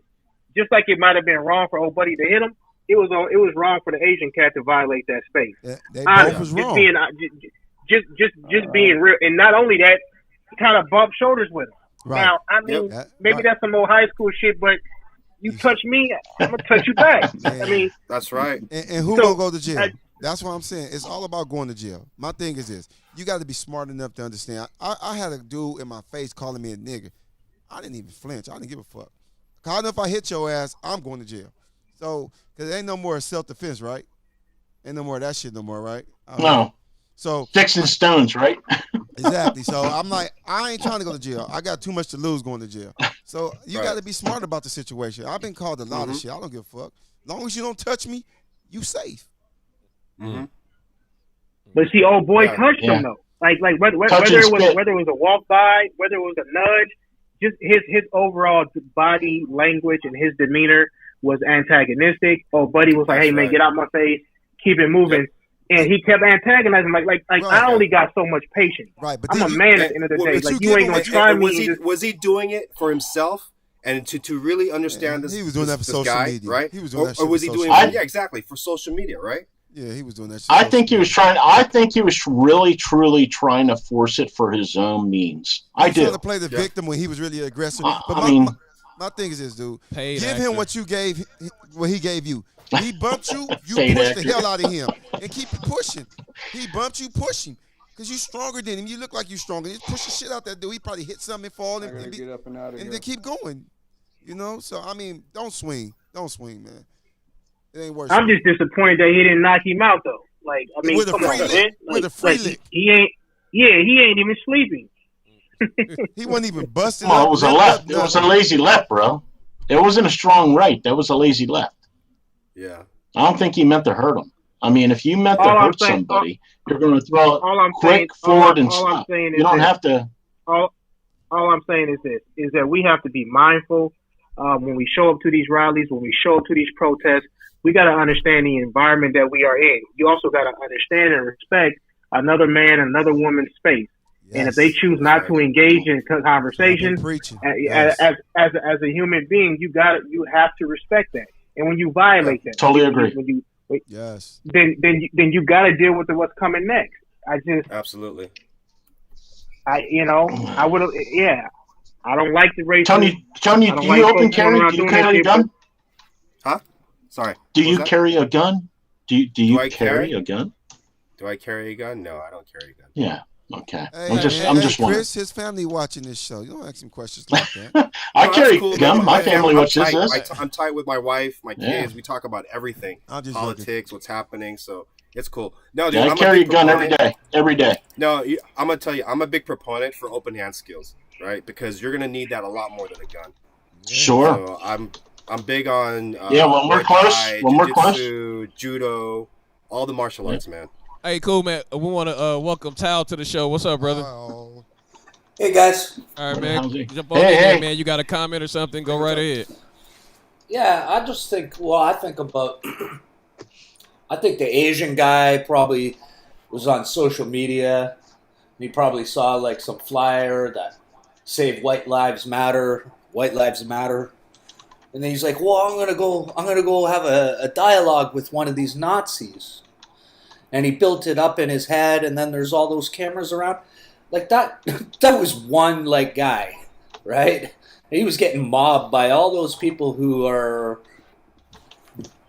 acting as press, but really I think they're just basically all got a bunch of YouTube channels, and they're doing what's been going on, like documenting, whatever. I don't know. It's like, yeah, they're doing the same thing A1's doing, basically. Anyways, I just think this motherfucker's about to get off the show right now.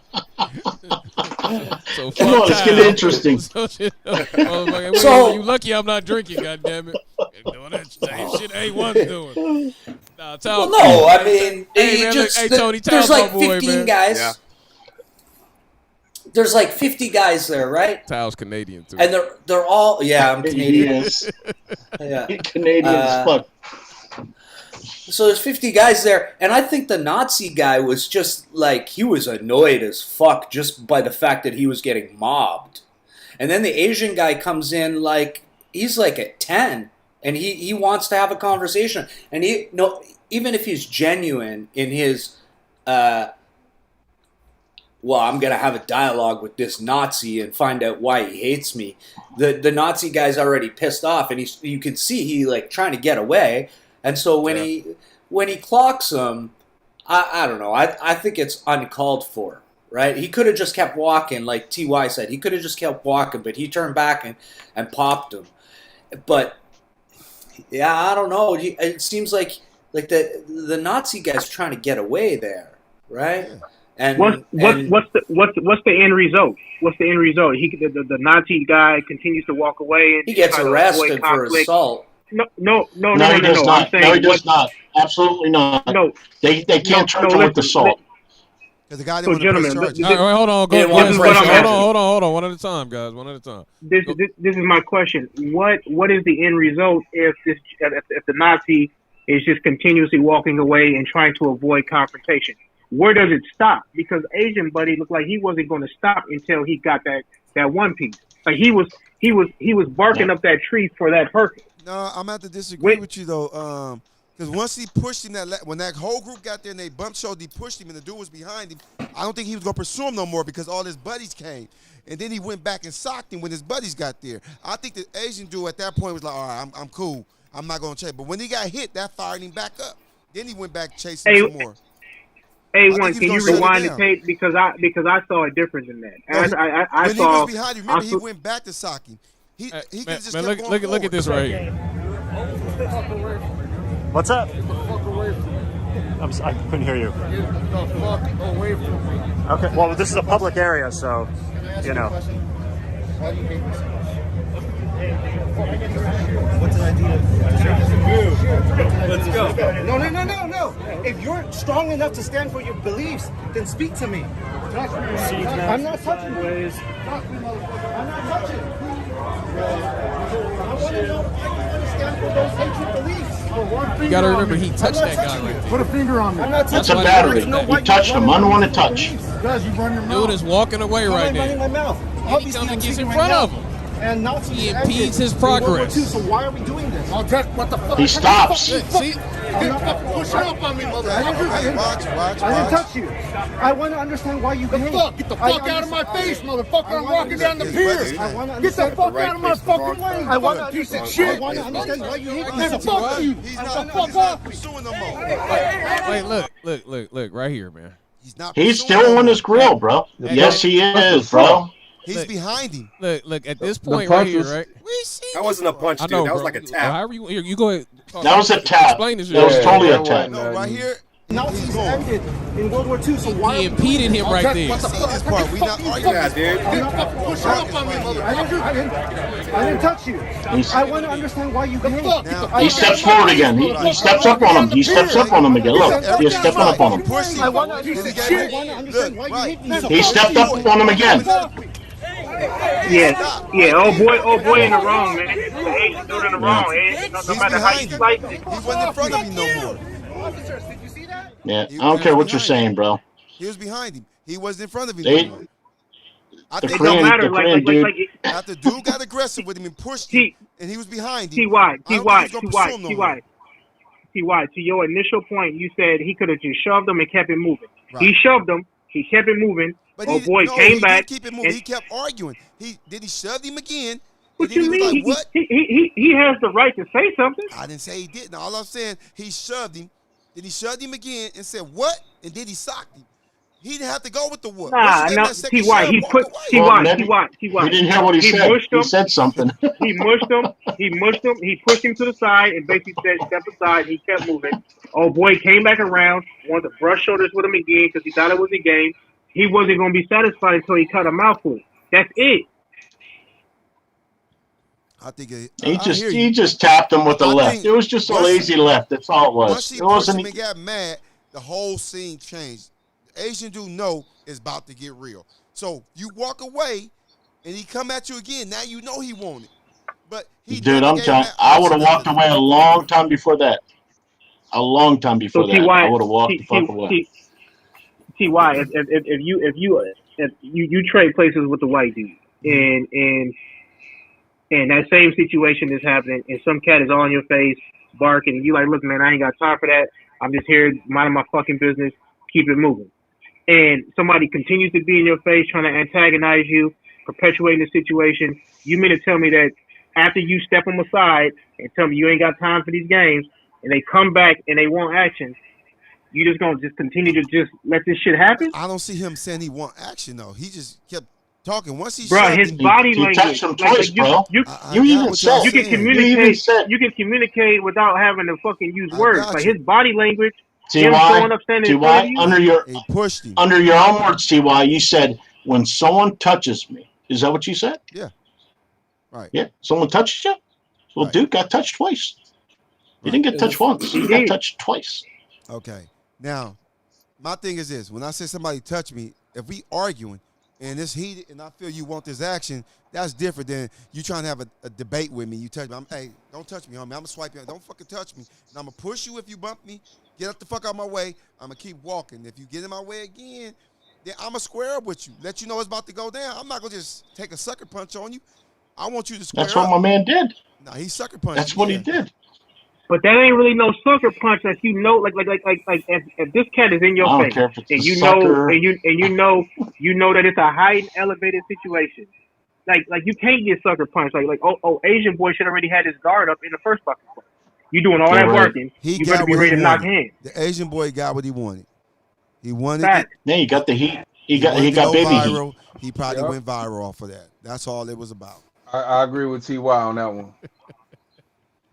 Oh, yeah, hey, I have to agree. I agree with T.Y. on that Hey, one. Tony, click the link back, man, when you get your internet going. Go ahead. I got one point I'd like to make. All right, go ahead. So after he punches him there, somebody yells, "It's a hate crime! It's a hate crime!" Yeah, I heard that. I disagree. I don't think that's a hate crime. I think the Nazi guy, when he punched him, he just punched him out of anger and annoyance. Tony. Yeah. He didn't punch him because he's Asian. He punched him because he was being an asshole. I agree. Right? That's the way that's the way I read that situation. I don't say that's a hate crime. And just because the guy has a swastika on his arm, that doesn't make it a hate crime either. Just because he happens to be a Nazi, he didn't yell any kind of racial slur, right? The guy, you could have switched it out. It could have been a black guy there or a Spanish guy there, or so let me ask everybody a question because we're going to talk about this. Real quick, I mean, most people know you see a dude with a swastika and, you know, the way he's dressed or leather, whatever it is. Would you rather someone front it or would you rather have someone hide it? I'm just wondering. It don't bother me. Hey, man, show that shit. He can have. Nah, for me, show that shit. You see, I'm cut from a cloth where because if you racist stand on that know shit. there. Tell me, fact. Me too. If you're a racist, I want to know about it. I'm walking with Jesus. Yeah. I want to know. But you got to give him credit. At least there's an all front. He's out there and he's showing it. You know, you can say whatever you will. You don't have to believe in anything that he has. I don't give a fuck. Just don't touch me. Yeah, I don't care either. Yeah, the guy can keep your fart down. Take some balls to walk around as an openly racist individual nowadays. His homies out there, and his homies didn't fucking help him. He got the wrong. Yeah, but you know what I mean. Like Ty, if you go into work there and you got this guy sitting across from you, and he's got a swastika on his arm.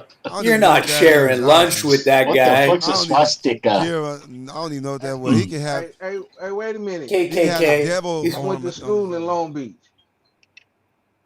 What? I went to high school in Long Beach. I went to Long Beach, Jordan. And That's sidebar. One of the biggest issues we had was. Wait a minute, who went to Long Beach, Jordan? I went to J-Town.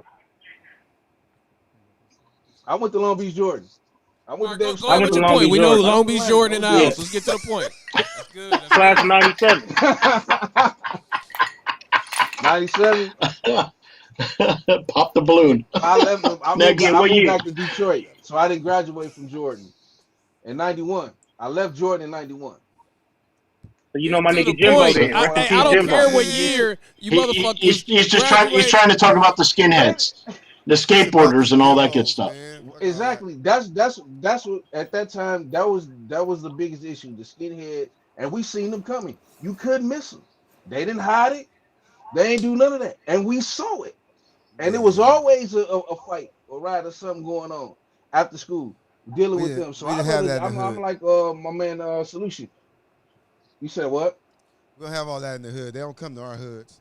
They go to them soft. All right, hoods. man, cool. So we talking about old school time stories, bullshit like that. There you go. That's great, y'all. So we, hey, Korean. I don't know what the OT socket close timeout mean, but when you get a chance, come back in the show, man. We're gonna go ahead and Tal, your talking slow stuff still there? Yeah, I'm still here. Between you and Dwayne.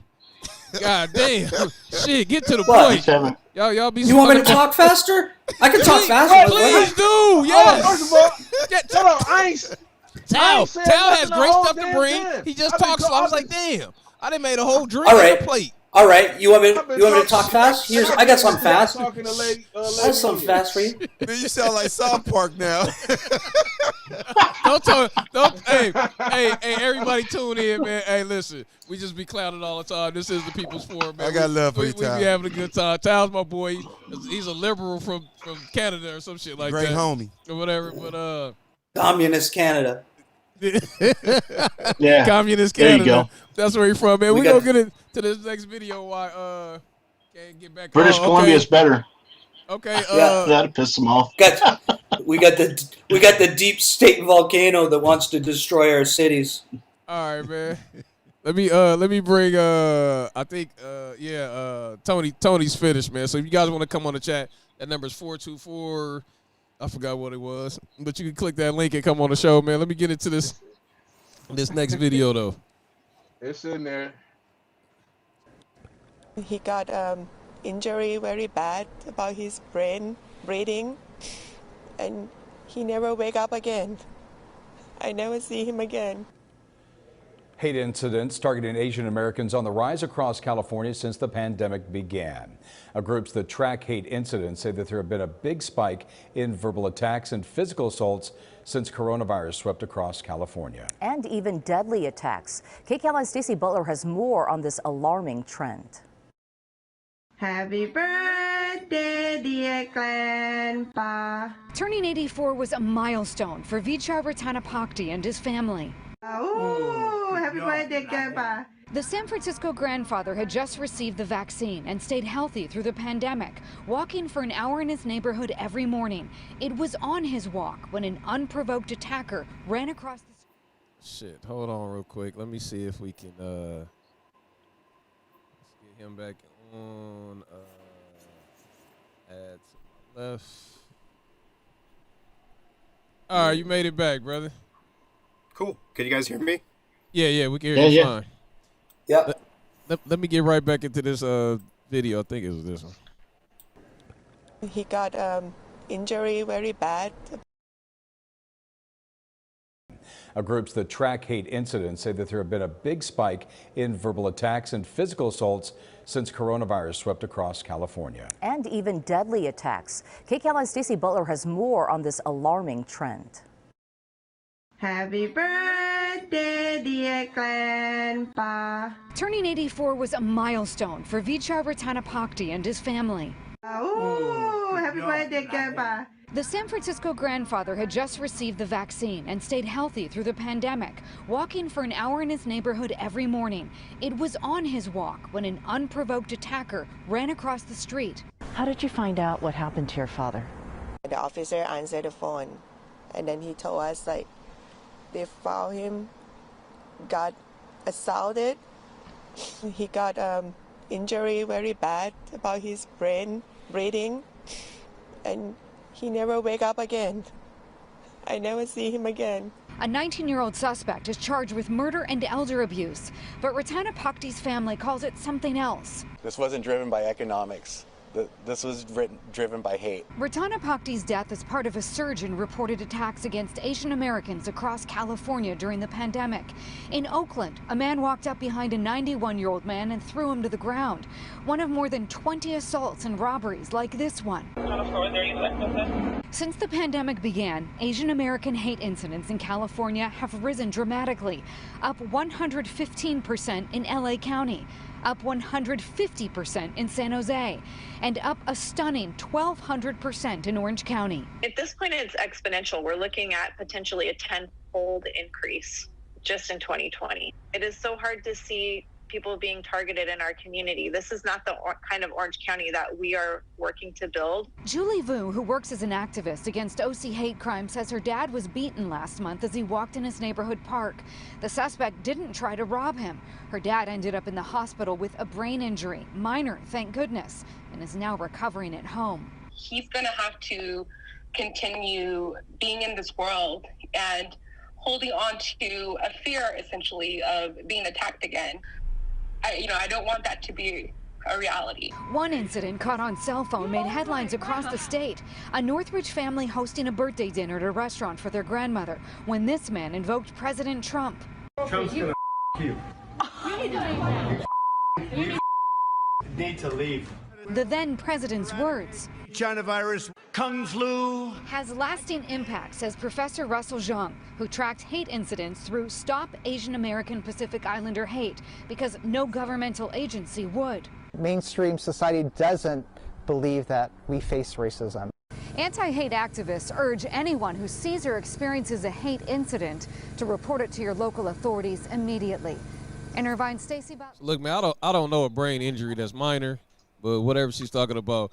But Tony, what do you think about the part, and I got this video specifically for you, about what Trump said about the fun flu, whatever the Kung flu. Do you feel like Korean, like Korean?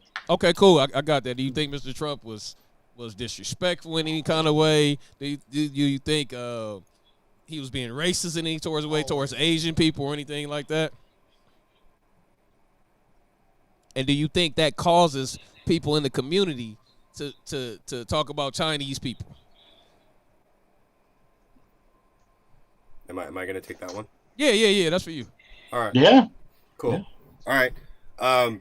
This is just my perspective, right? I'm not gonna talk for like Asians. I mean, I already got a different background than most of them. Yeah. But I'm gonna just say that there's two types of crimes, right? I mean, there's crimes of opportunity. I mean, you see someone who's basically an easy target, an easy mark, right? I mean, that's what you're gonna go after, and then you basically rob them and you take what you want, and that's it. And then if they happen to be Asian, they're Asian. So what are you gonna do, right? I mean, demographically. Did you see him grab shit out of his pocket? He didn't take nothing. All right, but hold on. Let him finish answering the I question. didn't see him We'll get take to it. that. Right. Go ahead. Yeah. Right. So, and then you're gonna have guys that aren't, after the money, right? They're just angry, and they just want to find someone to take it out on. And whether Trump said Kung flu or China virus, that's just an excuse. Because you know what? He didn't put that hate there. That hate was already in that person, right? So now it's just manifesting itself in a way where it's coming out because, for whatever reason, everybody's on lockdown.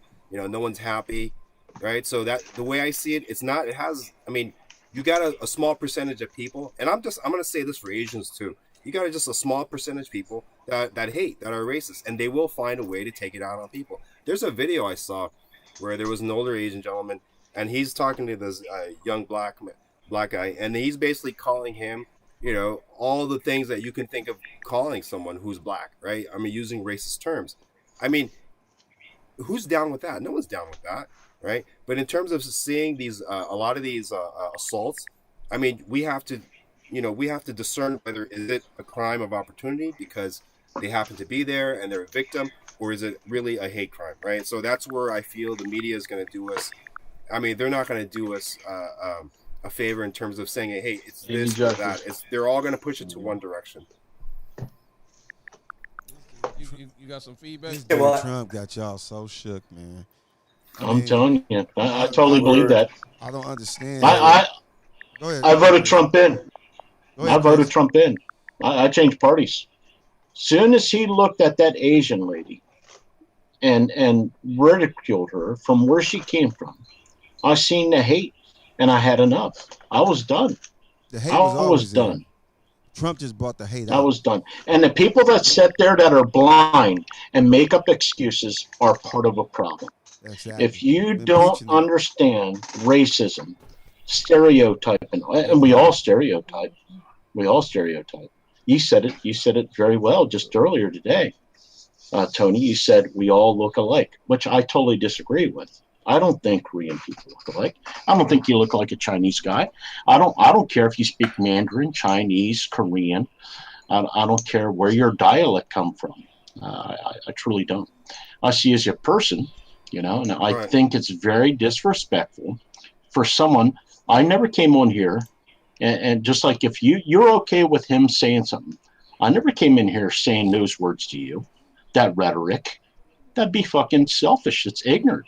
Mm-hmm. Pardon my French, and I'm not going to stand for it. I will not stand for it. That's just me. That dude Trump has really got y'all shook, man. I gotta wake up, bro. I have to, man. How does Trump has anybody shook? I asked a simple question. I said him being Korean, and guess what?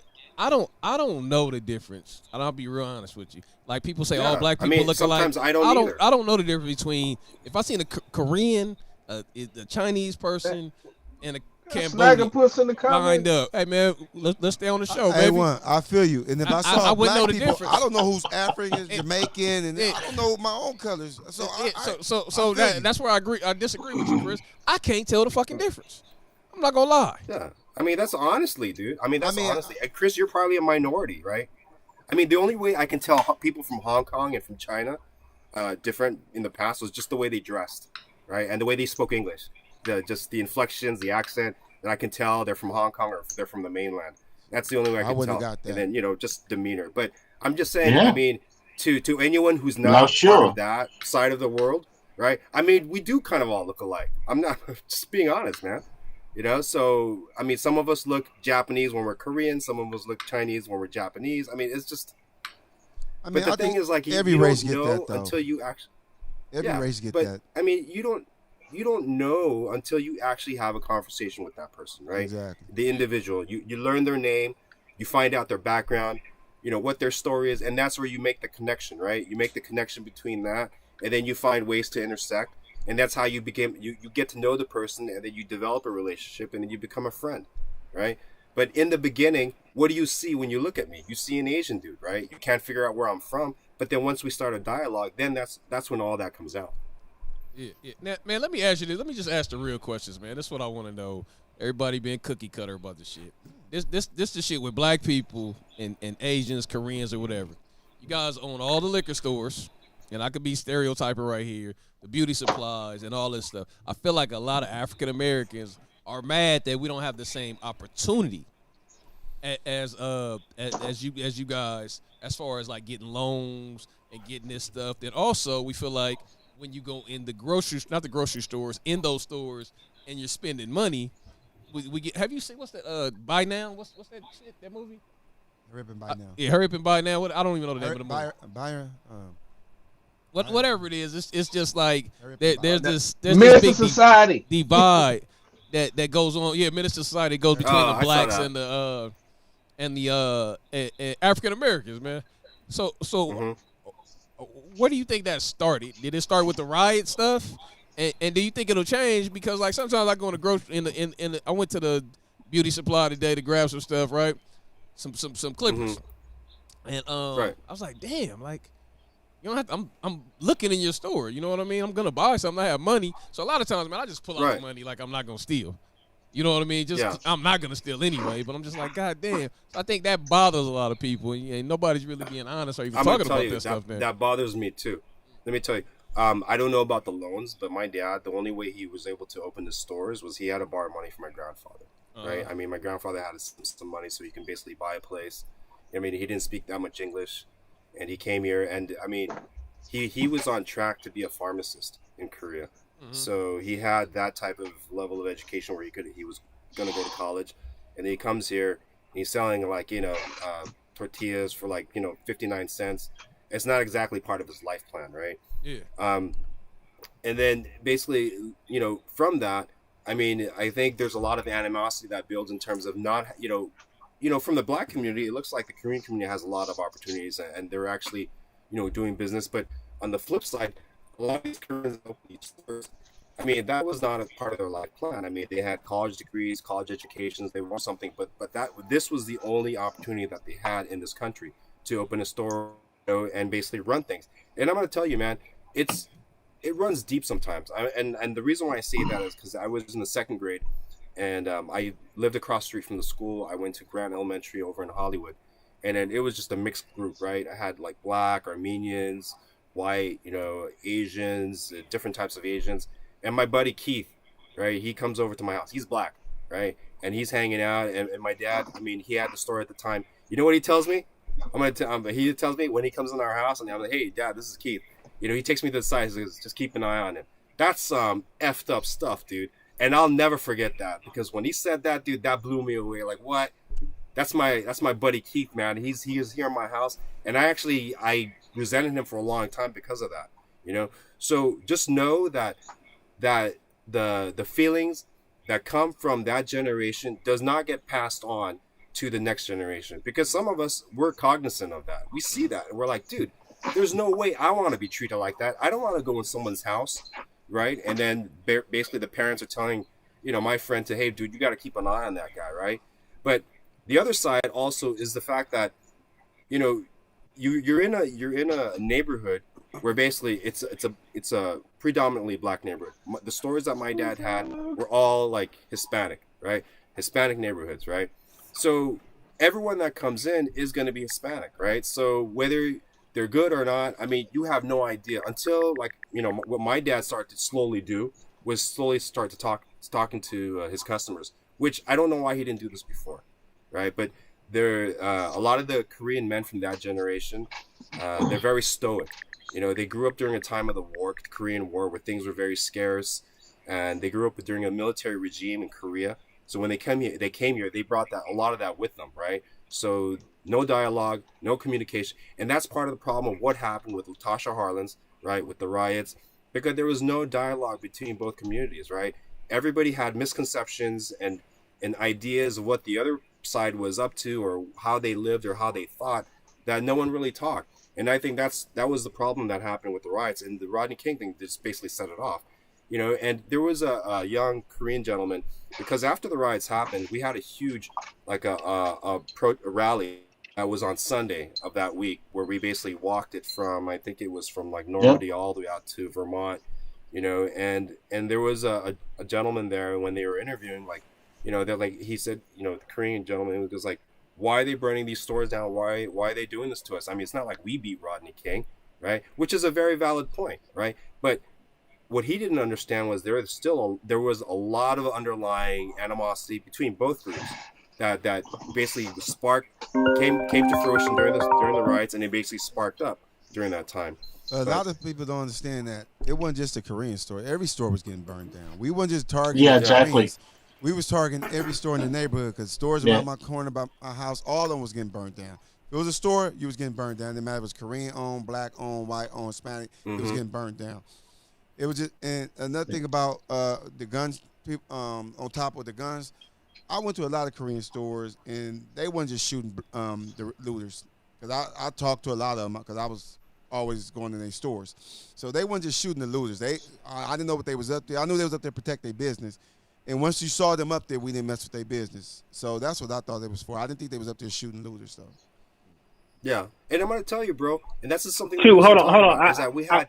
Tony, I wanted to answer A1's initial question. A1, yes, I believe that there is some underlining animosity and some hate with respect to Asians being in black communities, owning a lot of the stores, a lot of the shops, and black people wanting to have businesses and wanting to be able to cater to their community.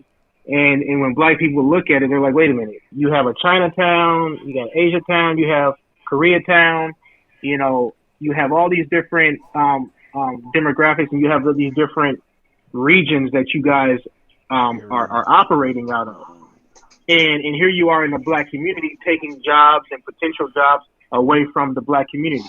So I think that on some underlying issue, there's a deep-rooted concern behind that. And I think that right there does perpetuate and manifest itself into, whether it be race war, whether it be just animosity on the streets. So I think your point is accurate. I do believe, if we're all being honest with ourselves, I do believe that there is animosity because of that. What you think about that? Yeah, but you know what? That's not all they fought. That's not all they fought. Remember, when we was younger, Compton was full of black-owned businesses. Miracle Market right there on Wilmington used to be black-owned. Still there? It's not anymore. Oh, no, it's there, No, but Miracle Market is still there, but it's not black-owned. They got black people It's working not in there, black-owned though. anymore. They got black people working in there. We're talking about far and few, though. I don't know who the gentleman is that's talking, but it's far and few. Go ahead. What you say now? No, I was just saying it's far and few black-owned businesses in the black community. So obviously, and rightfully so, there's going to be some tension and animosity within the black population. But my thing is this: y'all getting it all twisted. We wasn't thinking of, let's make a beauty salon. Let's do this. Let's do that. We wasn't coming up with these ideals. So you can't get mad at the next man for coming up with the ideal, going in our neighborhood, doing it. I'm not mad at that. My thing is we should build one and make my one a initial couple of statement blocks was away. it's not all But we they never fault. did that.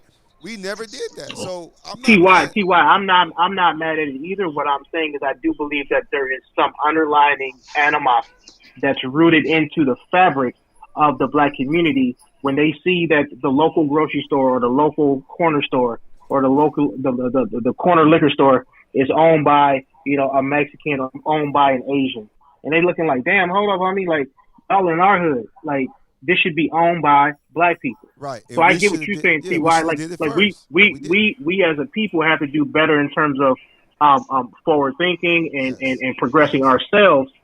But to A1's initial point, yes, there is that underlining concern and I don't want to say hate. That's too strong of a word.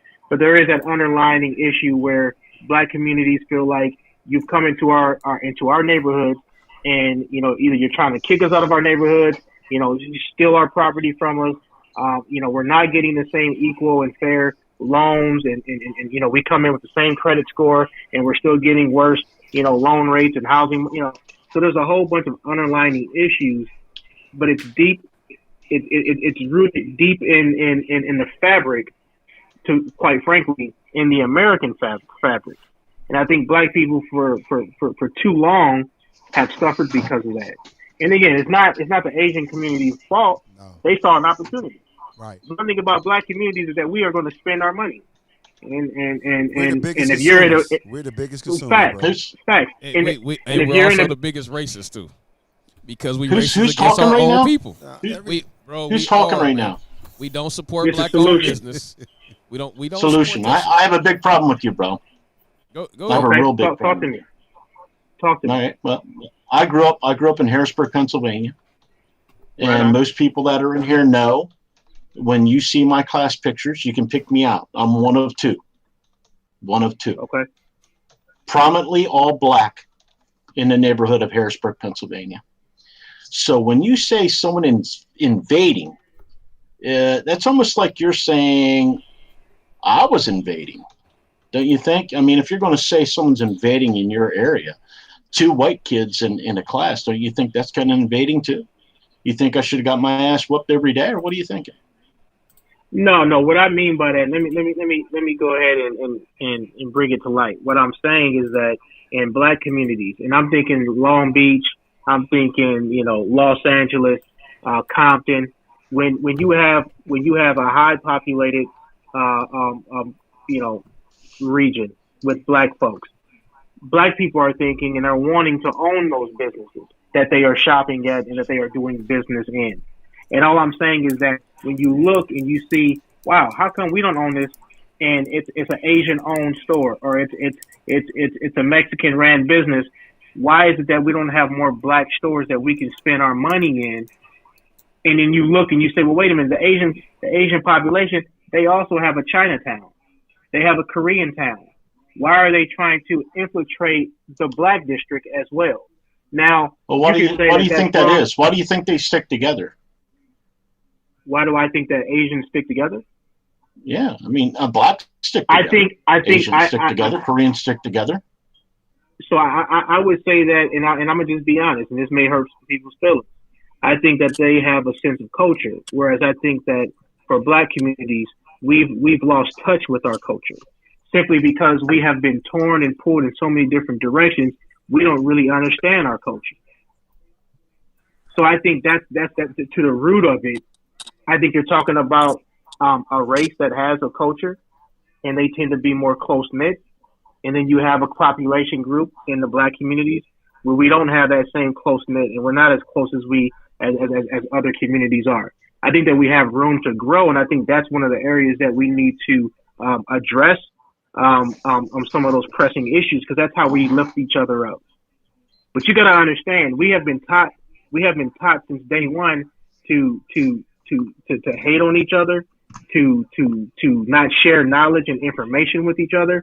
Within the black community, there's so much that has been fractured from in terms of money, in information sharing, education. It's like there's just so much work that has to be done within our own community. I'll leave it at that. That's my honest opinion. I'm not saying that there's anything wrong with Asians going into these districts and creating opportunity for themselves. But when A1 posed the question, is it underlining concerns within the black community of maybe some jealousy and maybe some hate? Why are these people working and having employment in our districts when it should be black people owning these restaurants, owning these stores? The answer is absolutely yes, if we're being honest. Everybody has a right to... Hold on. Hey, hold on. Let's just mute black. Hold on, man. Chill out. Relax. You're going to be next. We want to welcome Black Rosebud to the show. Thank you for chiming in. Hold the fuck up, man. Hold on. Let's practice that mute button. You didn't mute him. You didn't mute his ass. All right. You got to push the button. Yeah, I pushed the button. So we going to mute Black for a while. Give him an introduction, because we not going to interrupt everybody on A1 fucking show. Now we're going to bring Black. I'm sure he wants to rebuttal to you solution. So we're gonna give him that opportunity. So let's unmute Black and welcome him to the show. And go ahead, Mr. Black. How you doing today, brother? I'm all right. I'm just saying, how long the nigga gonna take to say the same thing over and over? Hey, man, he said what he had to say. Now, what's your rebuttal? Go ahead, brother. First of all, who said is? I mean, I just want to be devil's advocate, right? When you say the black community, first of all, who the fuck says it's our community? You know what I'm saying? That's anybody's community. Anybody who comes in that community and live there, it's their community. And second of all, Asians are immigrants and they was raised in the same communities we was raised in, right? A lot of them went to different schools and stuff like that, and homeschools and things like that. But if you look in our community, we was raised with Asians. And if you want to look at how Asians look at people in stores, you also got to look at the opportunities that Asian people give black people inside them communities. Because when the Asians buy them liquor stores and them chicken places and stuff like that, the first thing they do is reach out to black people and hire them. Wait, hold on. Wait. I'm gonna let you finish talking, but let me address that first. If you go into any liquor store in South Central right now, most of them, they have a black person there. A lot of black people say they have a black person there working to protect them from being looted, stolen from, and things like that. Smart. So that's what, and that's a smart move. I'm not mad at it. I'm not saying that's the man. I would do the shit too. You know what I mean? But go ahead. I just wanted to address that one first. That's the reason why some blacks think that. And they sell their business to the Asians.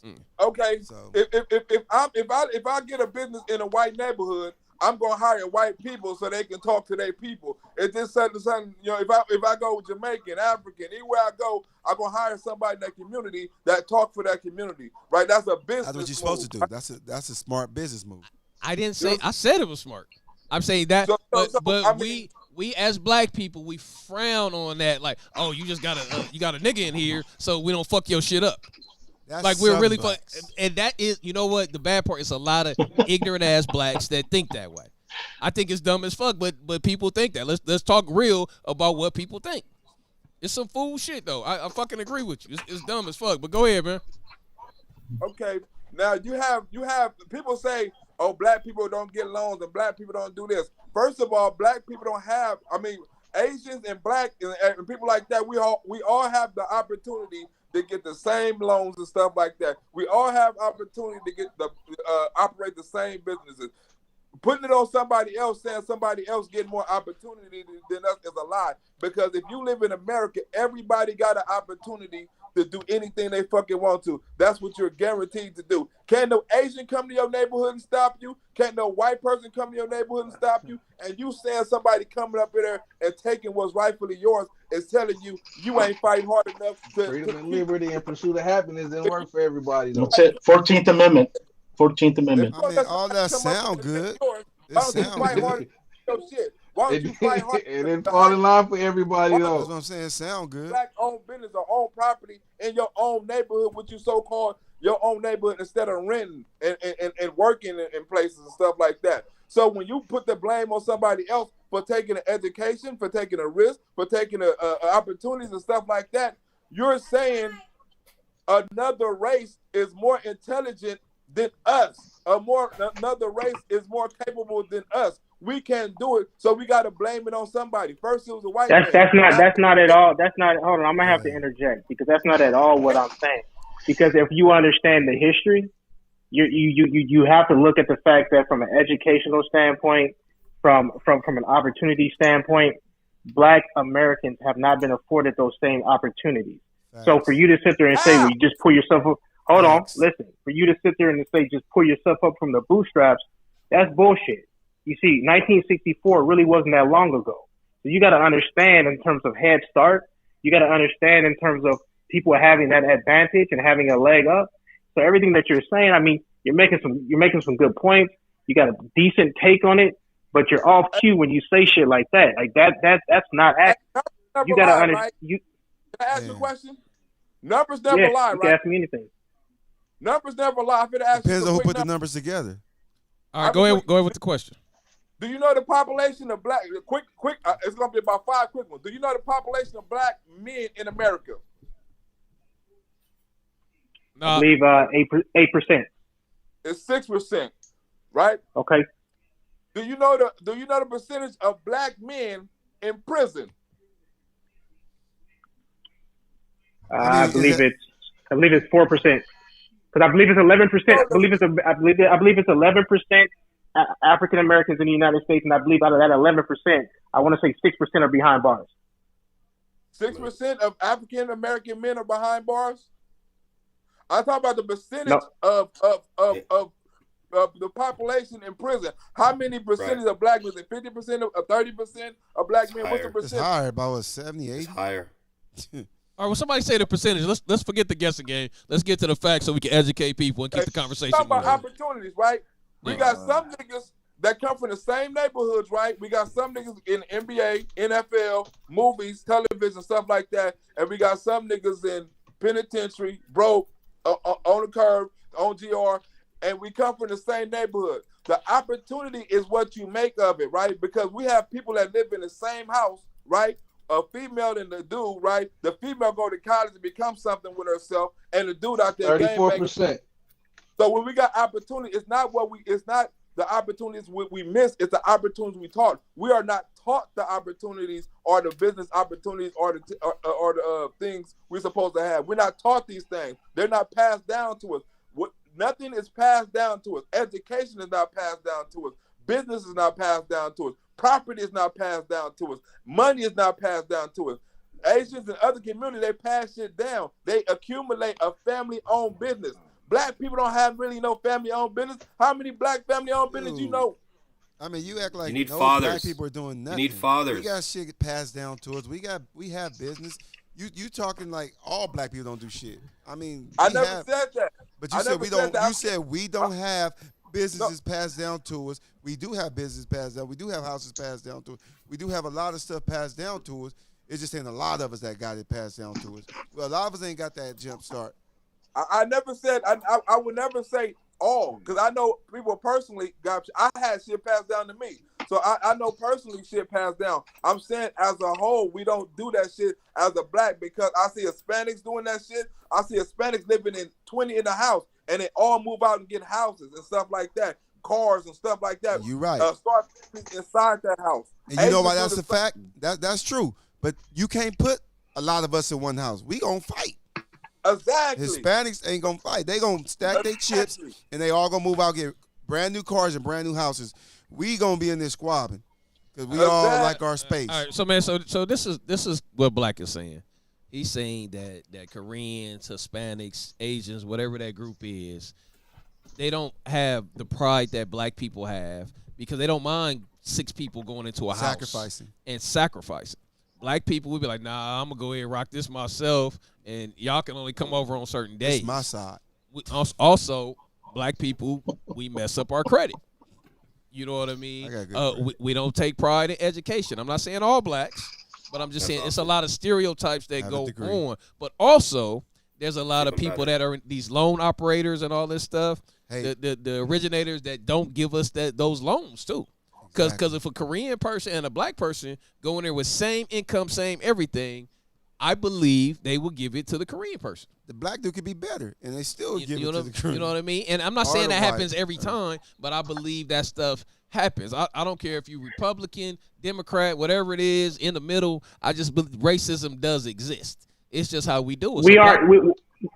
What we're running into, A1, is the fact that we don't have generational wealth just yet. Absolutely. But what I'm telling you is that where we are in 2021, what we are starting to see, and data will support this, is we're seeing more and more black college-educated men and women that are moving into the workforce, buying and owning homes.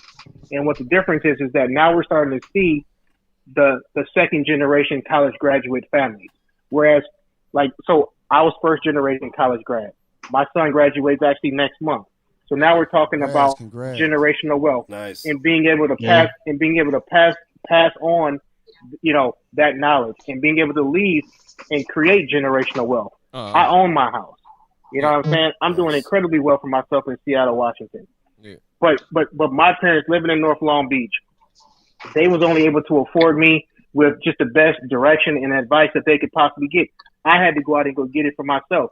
When I was in college at Northern Arizona University on a football scholarship, I was in for the most part, all of my classes that I was in, it was maybe me and 2 other black people. That's it. So I know for a fact that from an educational standpoint, there wasn't that many in terms of that generation of black students in college. We are starting to see more and more of that, which means we're going to eventually close that gap. But it's going to take a while. So what your man is talking, what your man interesting. You said go ahead, parents, right? So, sorry, I didn't want to. I just want to add to that. Just you said something that kind of stuck to me, which is your parents, which means you had a father and a mother in the home, right? Yes, absolutely. Yeah, I think that's key. You know, you need a father in the house. You know, and that's what's missing right now, because I think that's going to help alleviate all of this, right? It's easy to become, to make a baby, but it takes more to be a man to be a father to that baby, right? And that's where things are going to have to change. You need the father in the house. You can't have a single mom anymore raising kids, because when kids get like 13, 14, 15 years old, I mean, whether you're a girl or a boy, they're going to get crazy. They're going to go through that teenage phase, and they're going to go, they're going to be rebellious. You need someone to kind of help pull that back in, right? And, men and women are different. We're not the same, right? So you need a father in the house. And I think that's what probably made a difference in your life, and God bless you for that. I think you did awesome. Hey, can I ask you a question? Right, I appreciate that, brother. We were talking about education, right? Y'all was talking about education. I heard Ant say something about if a black person go in and get a loan, and an Asian person get a loan, an Asian person is going to get their loan, and that's not necessarily true. Because with affirmative action, right, Asians are getting discriminated on because when you get scholarships for certain schools and stuff, black people, it's a certain amount of black people got to be in them schools for affirmative action, right? And even though the Asian scores, but California don't have affirmative action anymore. They got voted out back in 2008. Affirmative action got voted out in California. California and Michigan. I'm using the wrong word, but it's something like affirmative action where scholarships go to blacks. You know what I'm saying? A certain percentage got to go to blacks, and not because of their test score, because of their color. And that knocks a lot of Asians with them high test scores out of them schools and have to go to lower performing schools because their color of their skin and not of their test scores. So if you want to talk about discrimination and people going in certain places and getting opportunities, sometimes black people will get an opportunity over an Asian person because of that fact. They're trying to that goes on there everywhere, bro. They're trying to help us close that gap of all that time they've been holding us back and all that. So now they're just trying to help us get back in the game because they held us back so goddamn long. I guess you don't understand that, but that's what that's all about. I know you. You talk a little. I went to college too. I got my degree. I went to college. But dude, you making it seem like we deserve some handouts. If we getting handouts, we deserve them. We ain't getting reparations like they said they gave everybody else reparations, but they're not giving us. For what reason? Why? Why we don't get them? Y'all killing us with the cops. Y'all put crack in our neighborhoods. Y'all did all this shit to us, and y'all still fucking us to this day, and y'all still don't want to give us shit. But you don't think about that. You don't think about everybody else got it. You know how many black millionaires came out of the crack game that's now in the entertainment and business game? You know what I'm saying? So crack wasn't all bad for certain people, and for crack was all bad for everybody, bro. No, I don't give a fuck if 1 or 2 people came out on the other side. Crack was bad for everybody, man. It fucked up the. Crack was bad for everybody simply because it created It was bad for everybody because it created latchkey homes. It created latchkey families. You had too many fathers being incarcerated, and you had a single family. You have a single parent. It destroyed the black community. So I don't give a fuck if it was a million millionaires that came out of that era. What it did was that it ruined over a billion black families. So did what the government wanted to do. Push us back. We were starting to gain some ground. They said, fuck that. We got to do something, push them back. And that's what they did. That's what the government did, homie. Hey, look, you ain't been watching Snowfall? Look. Hey, look. Do you know what the ultimate equalizer is? What's that?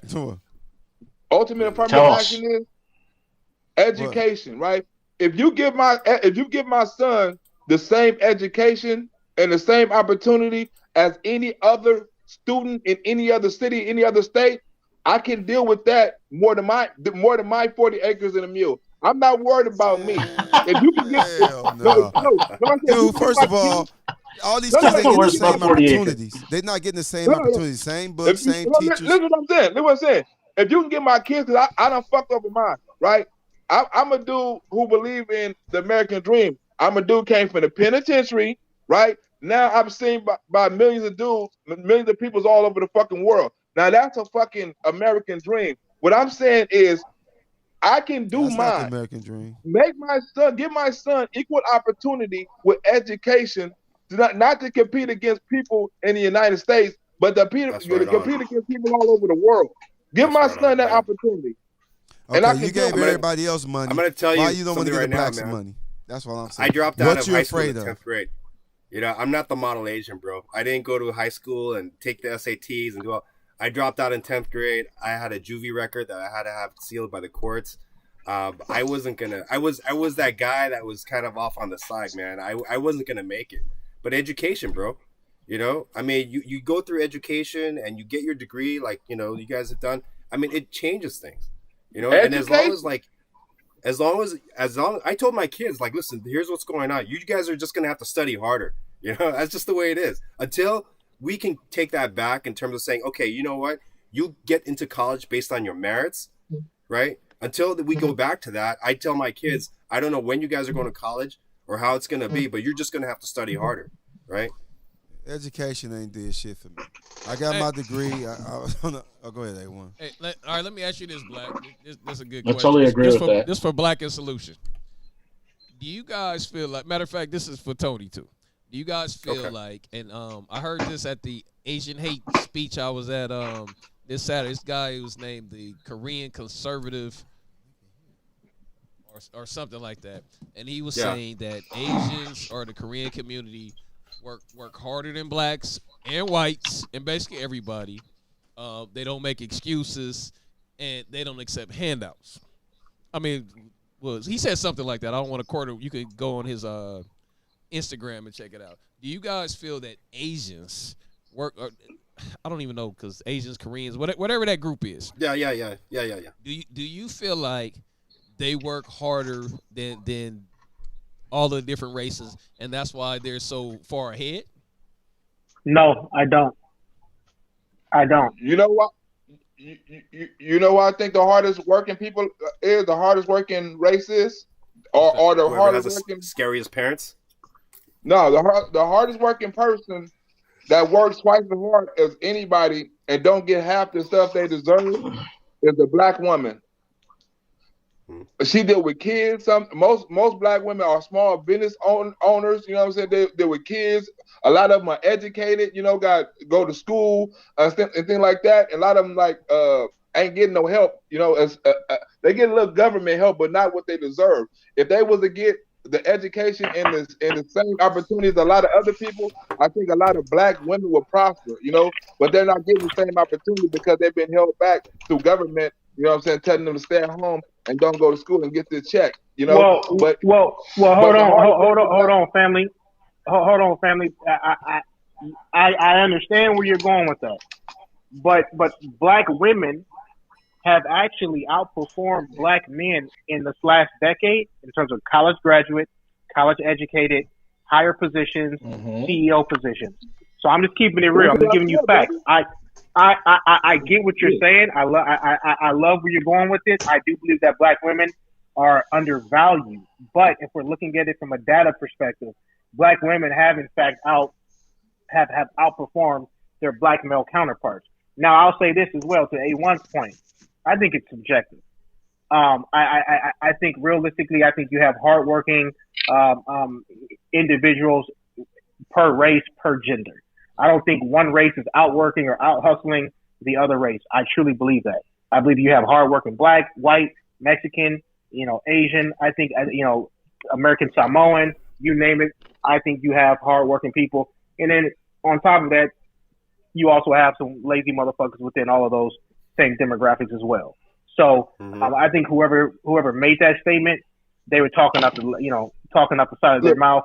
That's not, it's really just subjective. I work hard. You know what I'm saying? Like putting out these videos and stuff like that. I work extremely hard, and a lot of people appreciate that, right? And I'm black, so I know that's a myth. That's why I say I really don't want no handouts. I want to work for what I get, because I know if I work for what I get, it's harder for me to lose, you know. And if somebody give me something, you know what I'm saying, I want to appreciate the value. And most times, you know what I'm saying, something given to you, it's a value because it's nothing consistent, you know. And I want mine consistent. You know, if you're gonna give me something, like I say, give me fair opportunity and let me handle the rest. Don't censor me on YouTube. Don't say I can say this, but he can say that, you know. Don't say I can't write this on my Facebook, but they can say that, you know. But give me the same opportunities you give everybody else, and I can make it from there. I don't want no handouts. I don't want you to give me nothing, but just give me the same opportunity. And that's hard for people to give, you know. Like even in the comedy world, people don't give you the same opportunity because they fear you're funnier than them. They fear your competition. They fear, you know, a lot of things. So a lot of people won't give you the same opportunities, even in comedy, you know. So you have to actually make your own way and things like that. And you actually have to work twice as hard. I got to work twice as hard as every other comedian. I make videos. I go on the street, pass out flyers. I do skits. You know what I'm saying? I got to work twice as hard as a Martin Lawrence or anybody else because I don't have the opportunities they have. You feel what I'm saying? So everything is based on opportunity. Give me the same opportunity as anybody else, and I can make it. All right, man. So everybody completely. He already has that all the question. opportunities. All I want to know is, Tony, maybe you'll tell me, and this the People's Forum, y'all. We could be brutally honest, and the people can't accept it. They could just leave. Do you feel like the Asian community, we got to figure out what that is, Asian, Korean, is that all lumped up in the same thing? I would say so, just to make it easy. Asian Pacific, yeah. Asian Pacific? Yeah. Okay. Asian Pacific. Feel like, cause I got to get the Korean conservative.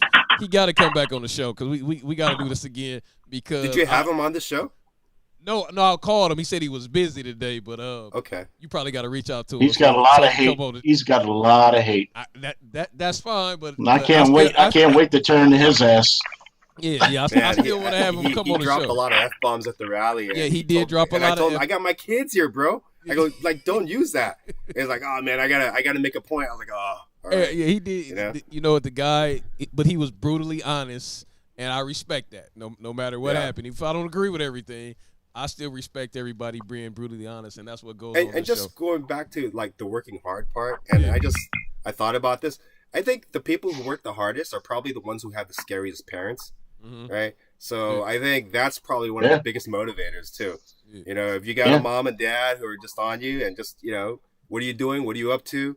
You know, are you doing this? Are you doing that? You know, I mean, they keep you straight, right? So that you end up staying on that narrow path and doing what you need to do. But if you're go ahead. My father was a roofer. I don't know if you ever stood on top of a roof on a summer day. Yeah. I have a contractor's license too, so I get it. Yeah. You totally get it. Yeah. It's not good, especially when you're pouring hot tar. I mean, it's hot tar. I mean, it's it's not good. But that's how kids develop discipline, right? I mean, that you need absolutely. That. They need to develop discipline. Yeah. Okay. Yeah, man. Hey, no, I think Black guy disconnect. Hey, man, this show. I was trying to keep it at 2 hours. We at 2:18. Wow. Hey, man, I appreciate everybody for yeah, this is awesome, man. I really enjoyed this. Thanks for having me on, you guys. I really tuning in really like this, man. Sure, brother. It's fun to talk to you, bro. Thanks, bro. Solution, thank you, brother. I know Solution was only supposed to be here for an hour. He ended up staying the whole 2. Sorry about that, but I know it wasn't. No, it was a good dialogue. Yeah, it was a good dialogue, man. Definitely. I appreciate it. Thanks, necessary. Black and everybody in the chat for coming on, man. It's hard to hang up with a good dialogue, homie. Yeah, but we gonna come back again, man. We're gonna do another show. I appreciate the dialogue. And guess what, man? I want to tell everybody in the chat that everybody's not conservative right here, okay? So you got conservative, liberals. So if anybody say that we all can't get together and have dialogue, you full of shit. You know what I mean? Right. We do it every night, and that's what I really appreciate about the show. You know what I'm saying? It'll get heated, but everybody, you know, keeps a level head, and we definitely keep talking. But I appreciate all you guys. If you haven't subscribed to the channel, make sure you guys do so. Thank you. God bless you guys. You know, God bless you guys for doing. Hey, God bless you too. Awesome. I appreciate that. Appreciate you. Yeah, man. So we gonna come back next week, man. We're gonna talk about the Trump, or maybe in 2 weeks. I don't know what we're gonna talk about, but it'll be next Monday or Tuesday. We're gonna talk about this racist thing that's going on, racism that's going on in America, and all that stuff. Hold on, man. Wait. I gotta bring this. Y'all can't leave yet. Hold on, just. Oh my real God. quick. Got something for y'all. Is that Oh, Ro? my God, not this dark shit again. Hold on, man. What? I'm driving, man. Look at him What's driving down the street. There's city streets flying by. Hey man, so this is Raw. He's another gentleman that's on the show. I don't know why he's We in found the some dark. old footage of him. We found some. You wanna run it, or you wanna do it? We found some old footage of this dude when he was in juvie. I think he was messing with Chris. Nah, that dude wasn't white, so that wasn't Chris. But nah, we found some. Scenes must get dissed. Raw, you still there? Hold on, I'm sorry. I was hoping he was gonna get on earlier. Let me This is Raw when he was he was a lot younger, man, and he was doing some 12. crazy. He was doing some crazy stuff out there. I might have to play this a couple times, but I just want y'all to check this video out. Listen. This young Raw. All right, check it out. Everybody be quiet. It's not a long video, but we found Ty found this secret footage.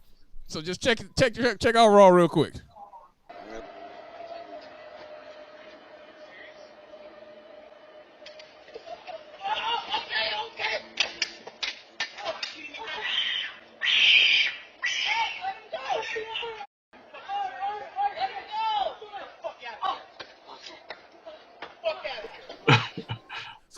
Fuck out of here.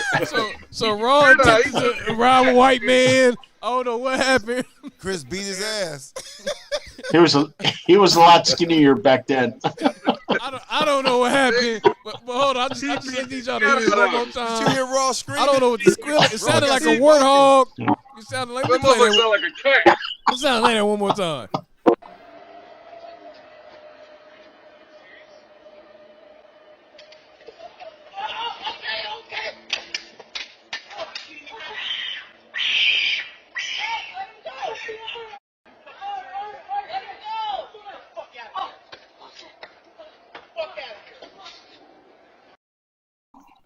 What is he about to pick up? What is he about to pick up? Like a toy gun?